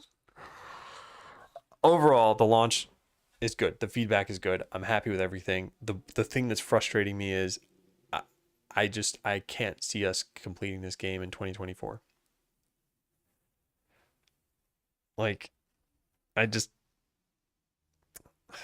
constantly need to be pushing for like the next thing. Sword icon on them or in the corner would be cool. How would you know what order they'd be in? The order doesn't really matter. It doesn't have a functional impact, I should say. It might make it clearer to you as a player that, oh yeah, that's the party I chose, but yeah, the order doesn't have a functional impact.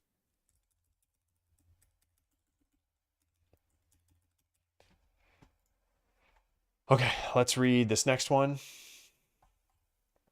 So this is 14 out of 16. I enjoyed the management system for who is out collecting and who's moving items. Definitely want to see it expanded with more levels, adventurers, skills to keep it going for longer, which I believe is the intention. So I'm looking forward to seeing Skeleseller grow. Right when I got into a groove of what I needed to pay attention to for growth, it was over. Perfect demo length. Yeah, thank you, Sinistella. Definitely tried to put the warrior in front. Interesting. I probably would need to make that clear somewhere. And I don't know where. Yeah. Monadic Bind thought that ordering of party members might matter and tried to put the warrior in front. Actually, you know what? If the UI doesn't even let you do that, then I guess it wouldn't be a problem. And then I wouldn't have to explain anything. Where did I write that? Here, yeah, so I'll tab this in. If the UI doesn't even let you pick an order, then this wouldn't be a problem. Yeah, you can affect the order for sure. So you can like I have mage, cleric, rogue. I could click them all and do rogue, cleric, mage, and they will show up in this order. So you see rogue, cleric, mage now. And that was so that there'd be more clarity between what you chose and where the battle went. But now that you're picking them over here, over each instance, I don't think it's as important. Yeah. Instead of worrying about finishing the game, try to identify what you want to accomplish in 2024. Don't think you did yourself a service with the organization of tossing it all into a doc, though. It's all in GitHub. The stuff I'm writing down now is just so that I can do it quickly. But I have the organization already. And it's already prioritized by milestone as well. But the reason why I'm talking about the 2024 thing is I talked to my wife about 2024 was like no need to focus on monetization, and 2025 is not that. So I don't personally have a problem with spending the time to make this game like have the polish it needs. But at some point I need to start thinking about other things. And one of the things I wanted to make is an organization course. And that's probably going to take like 2 to 3 months to do. And I wouldn't want to interrupt Skeleseller for that time. So I just got to think about how that's going to work.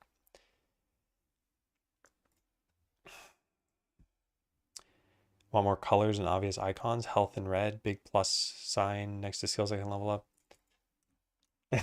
I made the gold switch just yesterday. Yeah, I'll write down this stuff. Yeah, get more bones. Okay, it was a bit confusing starting out. Tutorial might be useful. I'm sure this is planned. I think being able to select your starting adventurer would be cool, or even using the Skeleseller as the initial adventurer. Yeah, I think a tutorial would definitely help. I think the using your skeleton as an adventurer, I think is a no-go because of the whole storyline of like you tried doing that and then you died. So I don't think I'd want to do that. As far as choosing your first adventurer, I think that could be interesting. I think that would have to be like a almost toward the end of the game kind of thing. Consider allowing players to choose their first adventurer. It would have to be a DPS class. Yeah. What do you mean by an organization course? You mean code architecture? No, just digital organization. So things like notes and calendars and meetings and reminders and all sorts of that sort of thing. Why don't I get a new Skelly every time someone dies then? Because they have to die to poison. There's no poison in the game. Easy.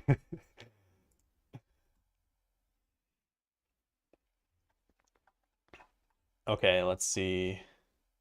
Good starting point. My proposal is to clear up the UI a bit. Proposals. Move battle 1 message above the battle arena. So the middle arena message does not appear above the left arena. Yeah. This whole thing needs to go away. I just didn't have time to do it yet. Give messages a distinction from the background. A green text on a green. Yeah, that's also. This is going to totally disappear. Very unclean what happens in the game. Maybe the characters could have some thought. Oh, unclear. Like need to sell while carrying items to the shop. Yeah, that I wasn't planning on doing too much else about. Need to sell.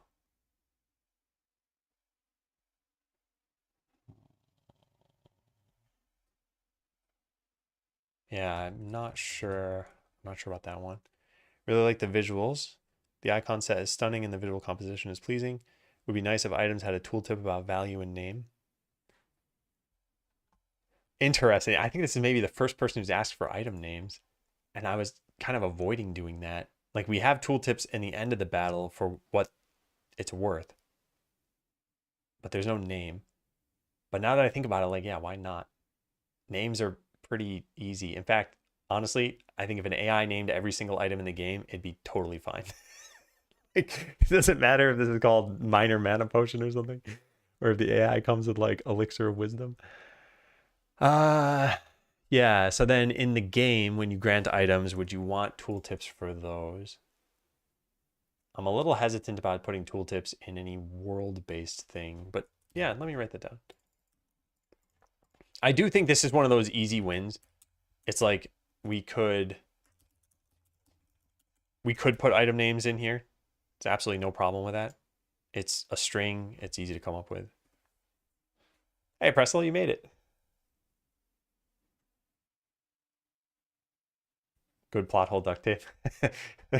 Well, I guess there's still kind of the plot hole of you died and then set up a town. It wouldn't probably be far from where you died. So presumably whatever poisoned you is still out there. But then why does no one else encounter it until like the end of the game? But whatever, that's the video game magic. Oh, actually, that's true. We could have, well, no, I guess we couldn't have item descriptions. I guess just the names of items. Yeah. Just to come check out demo checkpoint number 2. Well, your 7 kids will hopefully also play the game, and that'll be 8 plays, and that's all I care about at Pressel. Main issue is an accepted quest, and then it shows the item next to the vendor, but no info what this is. Yeah, I guess we should probably have a tooltip for that. Hey, Pokemon. Join the thoughts on the feedback. May try to play later. Yeah, it's been interesting reading all of this. Yeah, I don't have a download thing. I just have a play. Having sound cues for things would be awesome when a battle is won, when a battle's lost.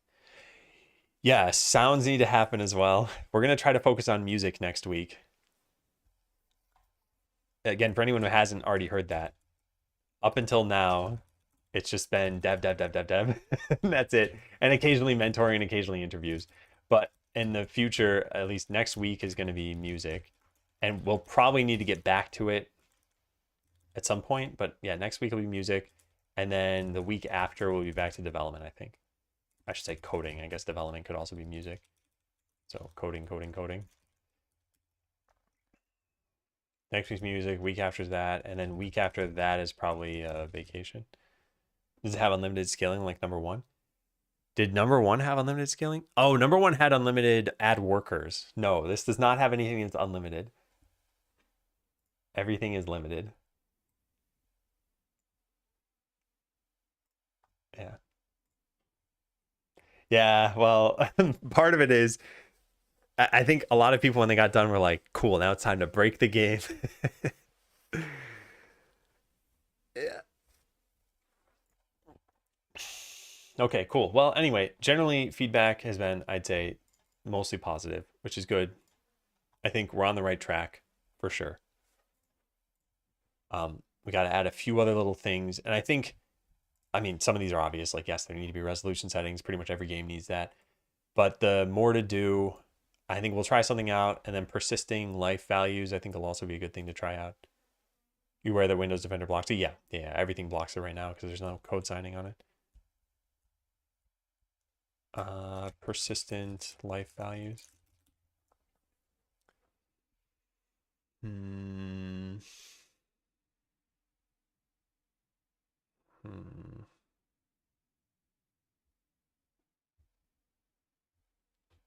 Yeah, I just can't see this being doable this year.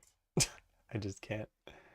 There's too much. And things like making a trailer, I can't slap together a trailer in even like 4 hours. It would probably take a total of like 10 to 20 maybe. That's like half a work week. Yeah. Easy auto clicker exploits do not work. What? What would you want to auto click? Scoping sucks. It does. I think also expectations out of games are higher than they used to be because the development process is easier. So like let's say I launched this and I didn't have achievements. I imagine there'd be a lot of feedback saying, hey, you should add achievements.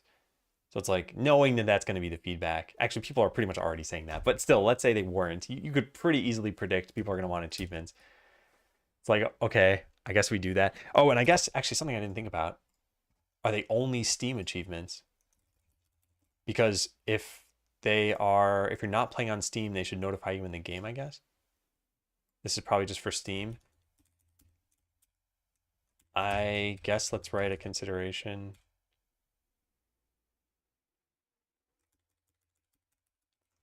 Maybe we should have in-game achievements for itch. that are notified to you, and maybe there's just a simple scroll pane somewhere with all of the achievements. No reason why that couldn't also show on Steam, but just be synced with Steam's achievement database. Yeah. Click buttons faster in the game process of the payment process. Oh, I see what you're saying. Yeah, that's shoddy coding. Wow. Well, we've got our work cut out for us. I think that goes without saying. But like I said, feedback is generally good. This is the spread that we had. So 16 responses, and like I said, you can see exactly 3/4 of it is positive. And some of the negatives that people comment on are things where it's like, yep, definitely gonna do clear wins, just haven't had the time to do them. Is there an option to make the window smaller? Wait, you would have just downloaded it, which would have been the windowed version, to make it smaller. I don't think you can make it smaller than the size it starts at. Oh wait, what? This lets me. But that's not the full build of the game. Let me save this. Quit. Game out. Delete that, open the new one.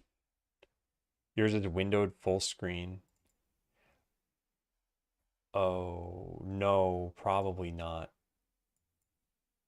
Yeah. Probably not.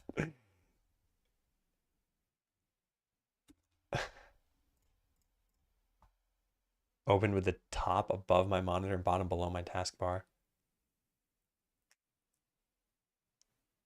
That's your number one feedback. Are you on Windows? Because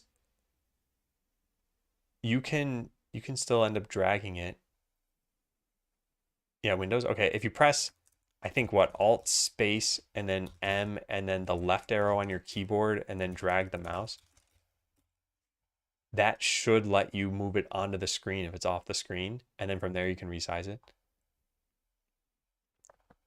I know this is a weird set of, I know. That's a kind of a hidden shortcut in Windows to even press the arrow keys to be able to drag with a mouse. But it should work. I'm not on Windows, so I can't tell you that. Doesn't work. I wonder if they changed it. But yeah, Alt space should give you the context menu for the window, and then M is move. Oh, I guess you'd have to be in English for it to be move.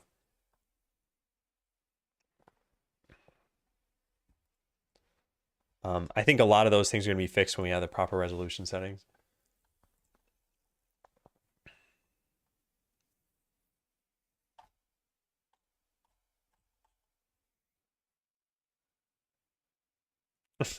Drag your mouse while singing a song.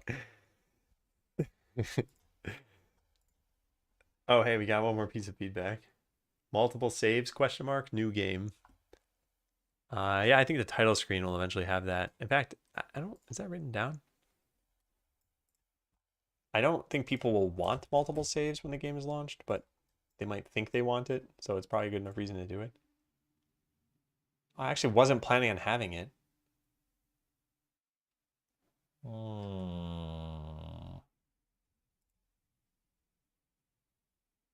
Yeah,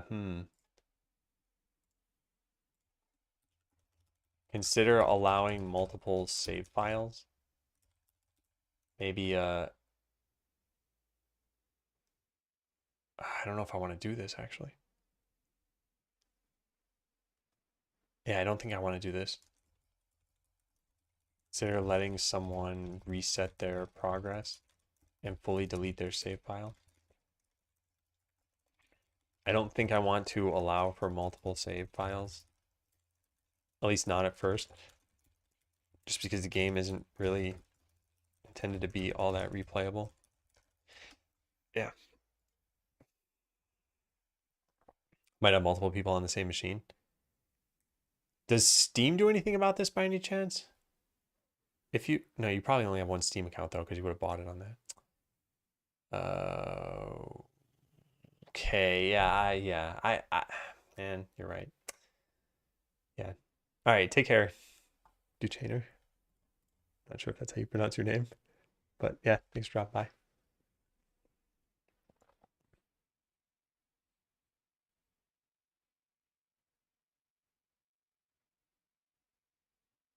Yeah, there are no fail states, although eventually, you know what? Okay, I guess we allow for multiple save files. They should probably all get saved in the same file, just under different sections of the JSON blob. Actually, should that be the case? No, I don't see why. No. They should be separate files entirely on the machine for ease of coding. I want to allow for multiple save files. First, fully delete a save file. And then when we get to auto save, oh man, so much stuff we got to consider. Auto save, where are you? Here. Save party configurations, which instance slots they were in. Also consider that there should be different save slots. So auto save should know which save slot it belonged to. Not sure whether autosave should be a separate file on disk, but it probably should be.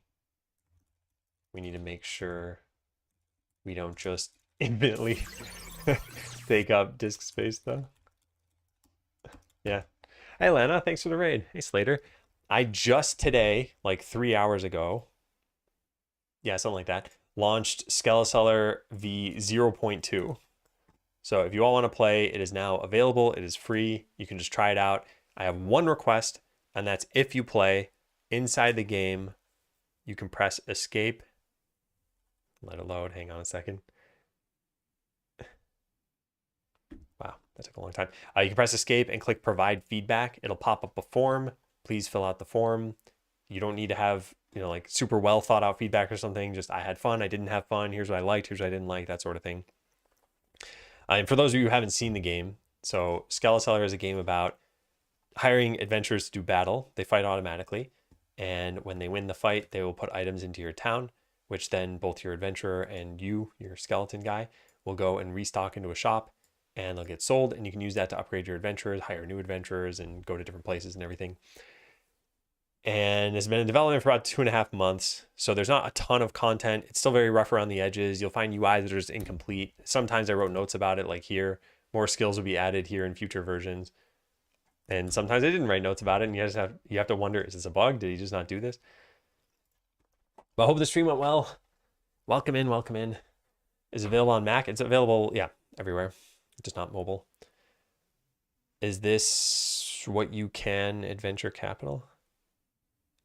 I'm not sure what you're asking. Oh, is this what you call? Yes, sure.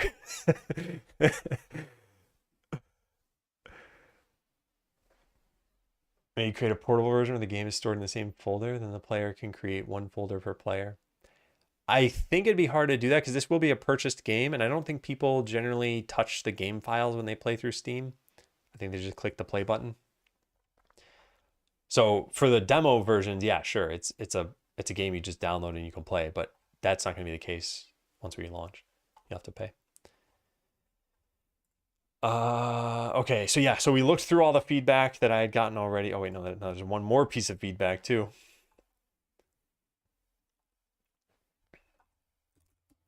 Okay, so this person, let me make sure there's no private information. Yeah, okay, let me paste this over here. Hey, Blue. Congratulations on finishing your web app. I find the enemies in battles uninteresting. I can't tell what strengths or weaknesses they have. As you work on this, could you have some on-hover info that showed even basic info about enemies? So this can be done. Right now, though, enemies are just stats, which might still be interesting. Yeah, Maybe let me write that down.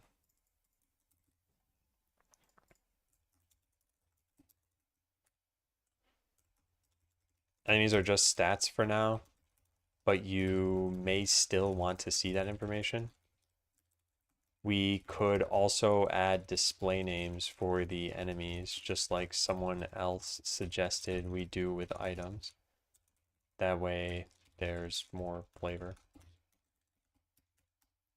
Are equipable items in the plans? No. No, I do not ever want there to be equipping items in the game. I think equipment systems are generally just complexity in this game for the sake of complexity. They'd increase your stats, maybe they'd change some abilities or something, but since battles are automated, it would, I guess in other games they can also change your appearance, although we definitely wouldn't do that. But then you need some sort of inventory, an equipment system, understanding the stat differences, seeing how these things change. I just don't think it would help the game. Anyway, have you thought about randomizing enemy composition even per floor? You know, I haven't put too much thought into this because the battles are automated. So I think if you can beat the average battle, then it's just going to replay itself. Maybe what we could do is we could randomize some slots. Green arrow up, equip. Well, that was one way of potentially doing it, where there are just every item is either strictly better or strictly worse than every other item. And that way, I mean, an easy way of doing this is imagine you have a sword and the only stat you have is attack. So there's 4 attack on this sword, and then you get an axe and there's 6 attack. Well, this is strictly worse than the 6 attack. And then you get some like fire sword and it's got 8 attack. And it's like, okay, the upgrades are just green arrows. There's no decision to be made. It's just, that's an upgrade, so equip it. Endor, thanks for resubbing. Welcome back. For nearly 4.5 years. Are quests working? Yeah, they're working. You need to find an item that the quest requires first. And then you'll get the quest from the shopkeep, which you'll have to accept. Yeah, so I don't want to do an equipment system. Yeah, I know, 4.5 years already. Crazy. You thought about creating enemies that are weak to certain adventurers or skills, weak to fire, weak to melee, and corporeal. This was originally planned, and I feel like it's worth scrapping. And maybe just bosses can have this. But I feel like regular enemies should just be regular enemies. They're just stats. And the reason why is I think it's already probably hard enough to tell what's going on. So imagine if all of a sudden your mage was doing like a quarter damage. You'd have to pay attention to, wait a second, the fireball hit that enemy and then it did less damage. I think it'd just be easier if those didn't exist. That's why you also have a dexterity stat. No, what I'm saying is, oh wait, I hear you, but right until you said I don't think it would help the game, I was thinking everything you listed sounded awesome. Yeah, and I think there's a certain section of a player base that would want that stuff, but I think really it's like complexity can equal the depth of a game that's supposed to be a casual game. And I'm trying to push back against complexity in every way that I can. And to some extent, it's like, okay, this game needed, it needs some mechanics, it needs some systems. That does come with complexity. But then, yeah, let's say we added fire resist even, just one resistance. It's like, well, now you need a way of knowing that there's fire resist. You need a way of knowing what it does, how it works, and then how you get more of it, what you do when an enemy has it. There's just a lot more to keep in your mind. Instance-wide stats to enemies the player would know beforehand, like fire resistance plus power, etc. Yeah, I think that would be more reasonable. If we ever do stats, or if we ever do stats / abilities on enemies, then we should make it known at instance choosing time. Perhaps we even just apply those stats to every enemy in the instance, e.g.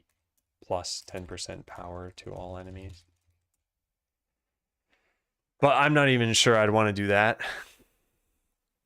Because when you say something has fire resist, for example, it's like, okay, fireball probably does less damage to it.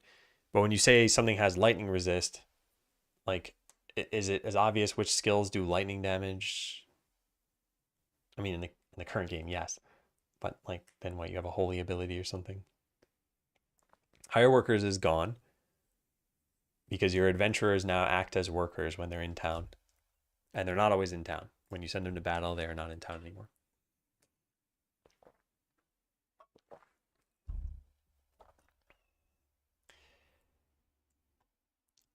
Anyway, these are things I'll have to think about at some point. Creating more cross-adventure synergies or changing the order of your adventures seems like an interesting option to design and min-max your party compositions. I like it if the arenas had additional visual separation, a border or something. Yeah, this is planned. Just haven't gotten to that yet. At the very beginning, it wasn't clear to me how you actually make money. I was confused by the U1 loot, not incrementing my money directly. I think maybe this label should be changed to adventurers collected items. I learned over time that my money was only made by item sales. Yeah, I think the intro to the game needs to be different, slower, and less happening. And I think this is where building up your town is pretty important. And I wrote this up above. I think you probably just need to start with one shop, have you build the others yourself. This would also help inform players that how the game works, battle, get items, stock items, sell items. This would also help players feel like there's some progression to their town. But it still wouldn't really make too much of a difference of why there are 3 different kinds of vendors.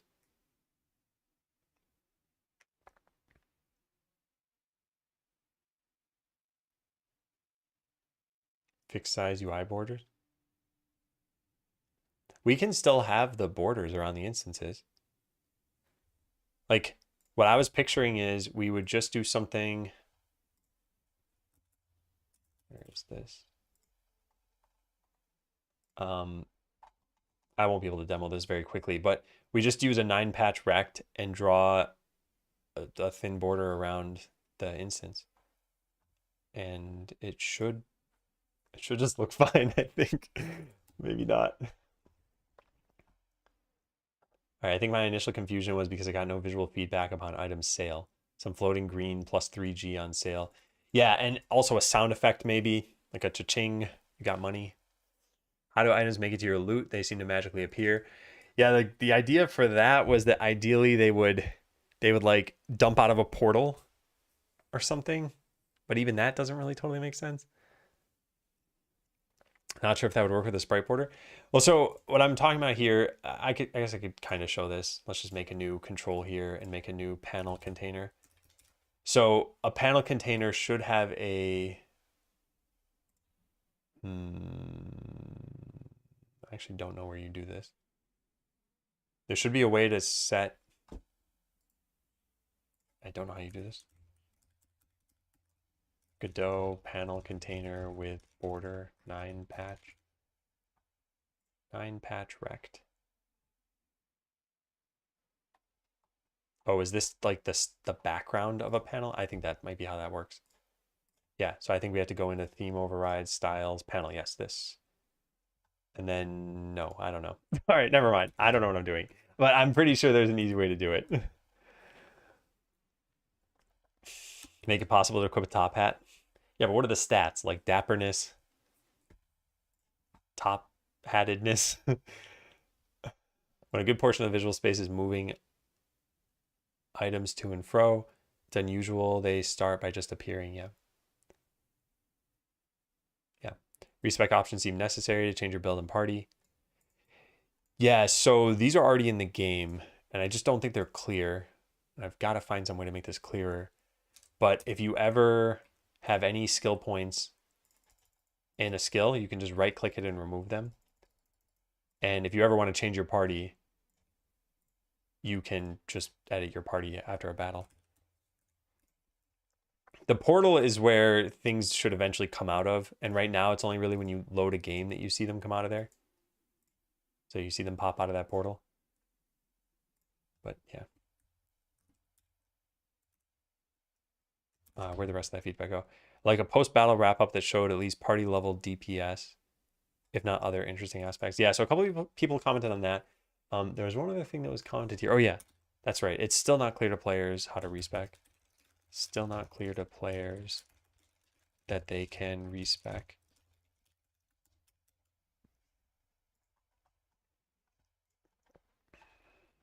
Okay. Well, I think we're in good shape. Was increasing the game speed only available for you? Yeah, that's only available for us. There's a debug menu with things like grant items, add workers. Yeah, increase game speed is only for us.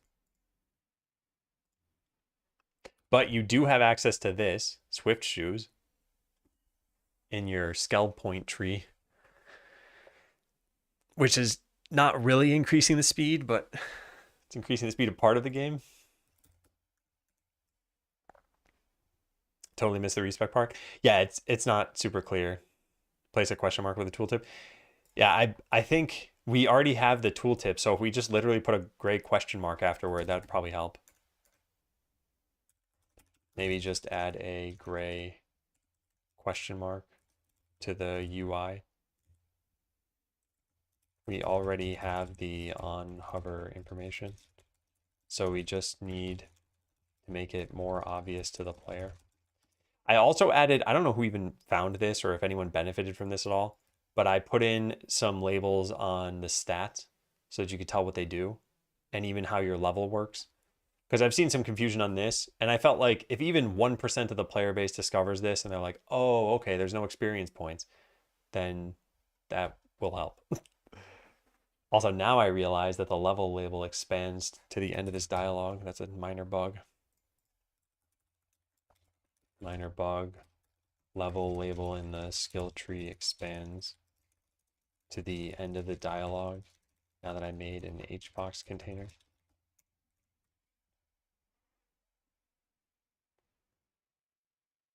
Just notice Skell point has 2 L's.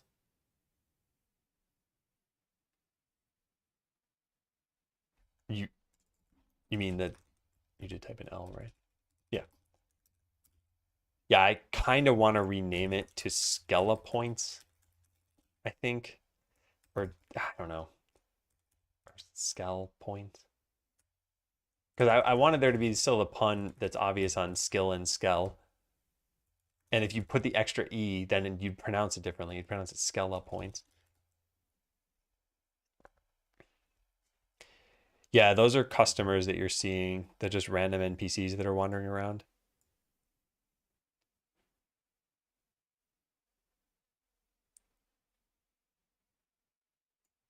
Yeah. Ooh.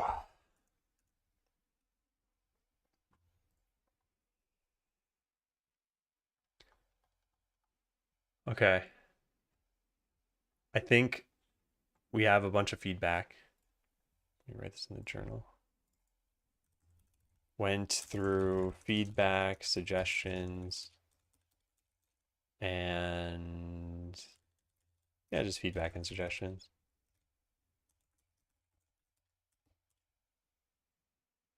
I have a second area, but no adventure. They're all in the first one, but it still shows the edit menu. No, there's no way to do that. I just realized skill was a play on skill. Your skeletons. Yeah, and a couple people mentioned that already. Like you start a battle and then you win, and maybe you start another battle over here and you're like, oh, I'm not using this slot anymore. Could you X out of this or something?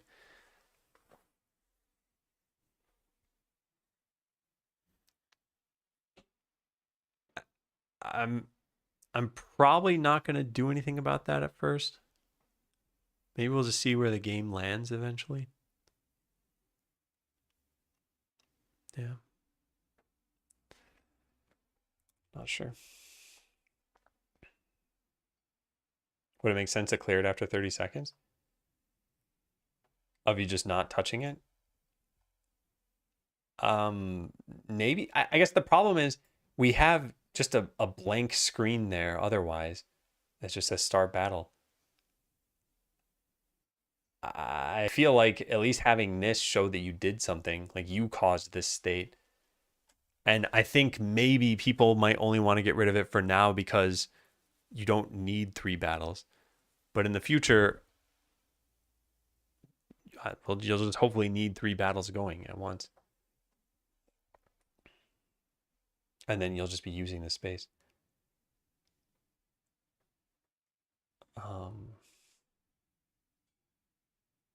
Yeah.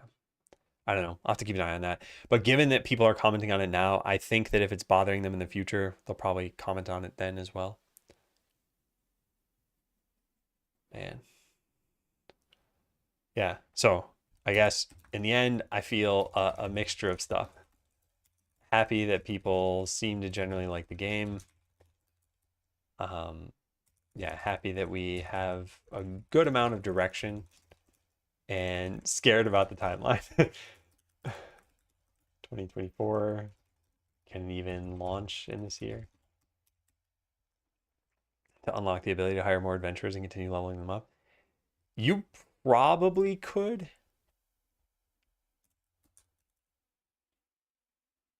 Yeah, I could just take this save file and probably just set. No, I guess setting to level 11 would crash the game. But you could, I guess, just give them higher skill points. Yeah, if you just set the level of everything to 5, I think that would work. Where can I play? Check out this command. There you go. It's the itch link here. And you can download it for Windows, Mac, and Linux. The Mac build is huge. Oh, I guess because it's really 2 apps. It's ARM and Intel. I wonder if that's why. Huh, I never thought about that. And I wonder if anyone is actually playing this on an Intel Mac. I mean, no reason to stop them. It's just one button click for me, so why do I care? What's this? This is a game called Skeleseller. I just launched version 0.2, so it's still an alpha. It's still a little rough around the edges, but feel free to check it out if you want to. Is cross-platform hard to integrate? So in the case of Skeleseller, cross-platform is just clicking this button, export all, instead of clicking export. So it's dead simple. But in the future, there are going to be some other things that make it a little bit harder. Like on Windows, in order to make a custom icon, you need a special program on Mac, but not if I were making it from Windows, I guess. And I haven't looked into that. And then there might be other things, but generally there's nothing really platform specific about this. Is it as easy on other engines? Yeah, I think so. Do you want crash reports from Mac? Yeah, sure. Yeah. I don't know if they'll contain anything interesting. Someone mentioned the game crashed for them on Linux, and I don't know why that would have happened. What's hard about cross-platform is when there's something platform specific. So for example, if you're coding on Xbox and Switch, or if you're coding on mobile and desktop. But if there's nothing specific, then it's like, well, let the platform smooth out the differences of the engine. Yeah, so overall, as I was saying, I think this has been good. I think the other thing is I'm sort of proud that I learned from Botland. Botland was like 5 years of development, not a ton of feedback points, or maybe just didn't take the feedback super seriously. Not even seriously, but I guess there was probably more defensiveness back then.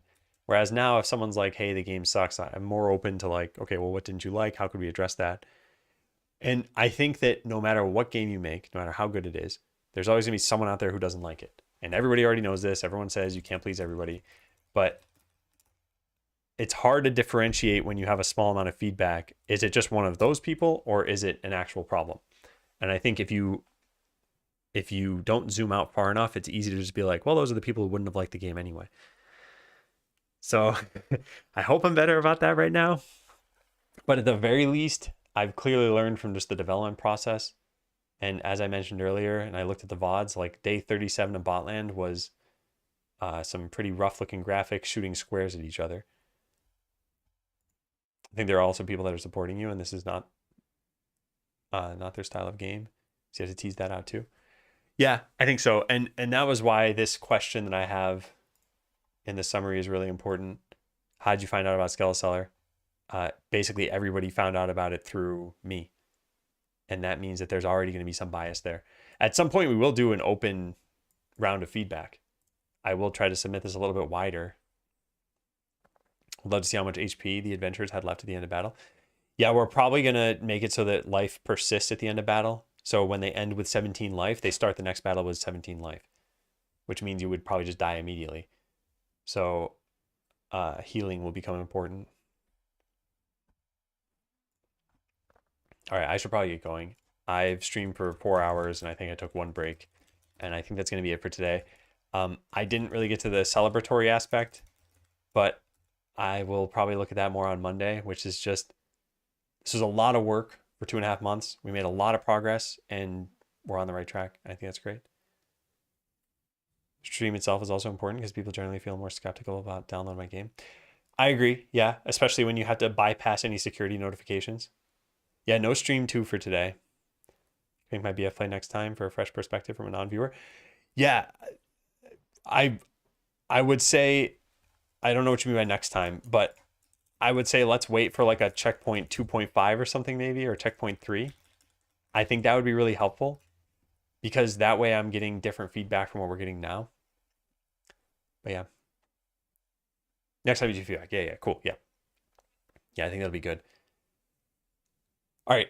Remember, next week is going to be very different. It's going to be music streams. I know this is not everyone's cup of tea. I will probably have various piano keyboards out and FL Studio open, and you're probably going to hear the same tune like a million times. So it's probably not going to be great. But I want to warn you all, and I still need to do it. Yeah. I'm going to go find someone to raid. But thank you all for playing. Thank you for giving feedback. Thanks for just being here and supporting. It's been great developing this. Who is raiding that I don't normally get to? Okay, you know who I never get to raid? We're going to raid Pige, who's playing Path of Exile. Yeah. Music does not. Hype to listen and watch. Well, I hope I don't totally destroy your hype once I'm actually doing it. I think it'll be some fun, but also work. So it's just like every other game dev stuff. Okay. Yeah. Thanks for watching. Have fun talking to Pige. He's a cool dude. And I will see you all on Monday for the music stream. Bye.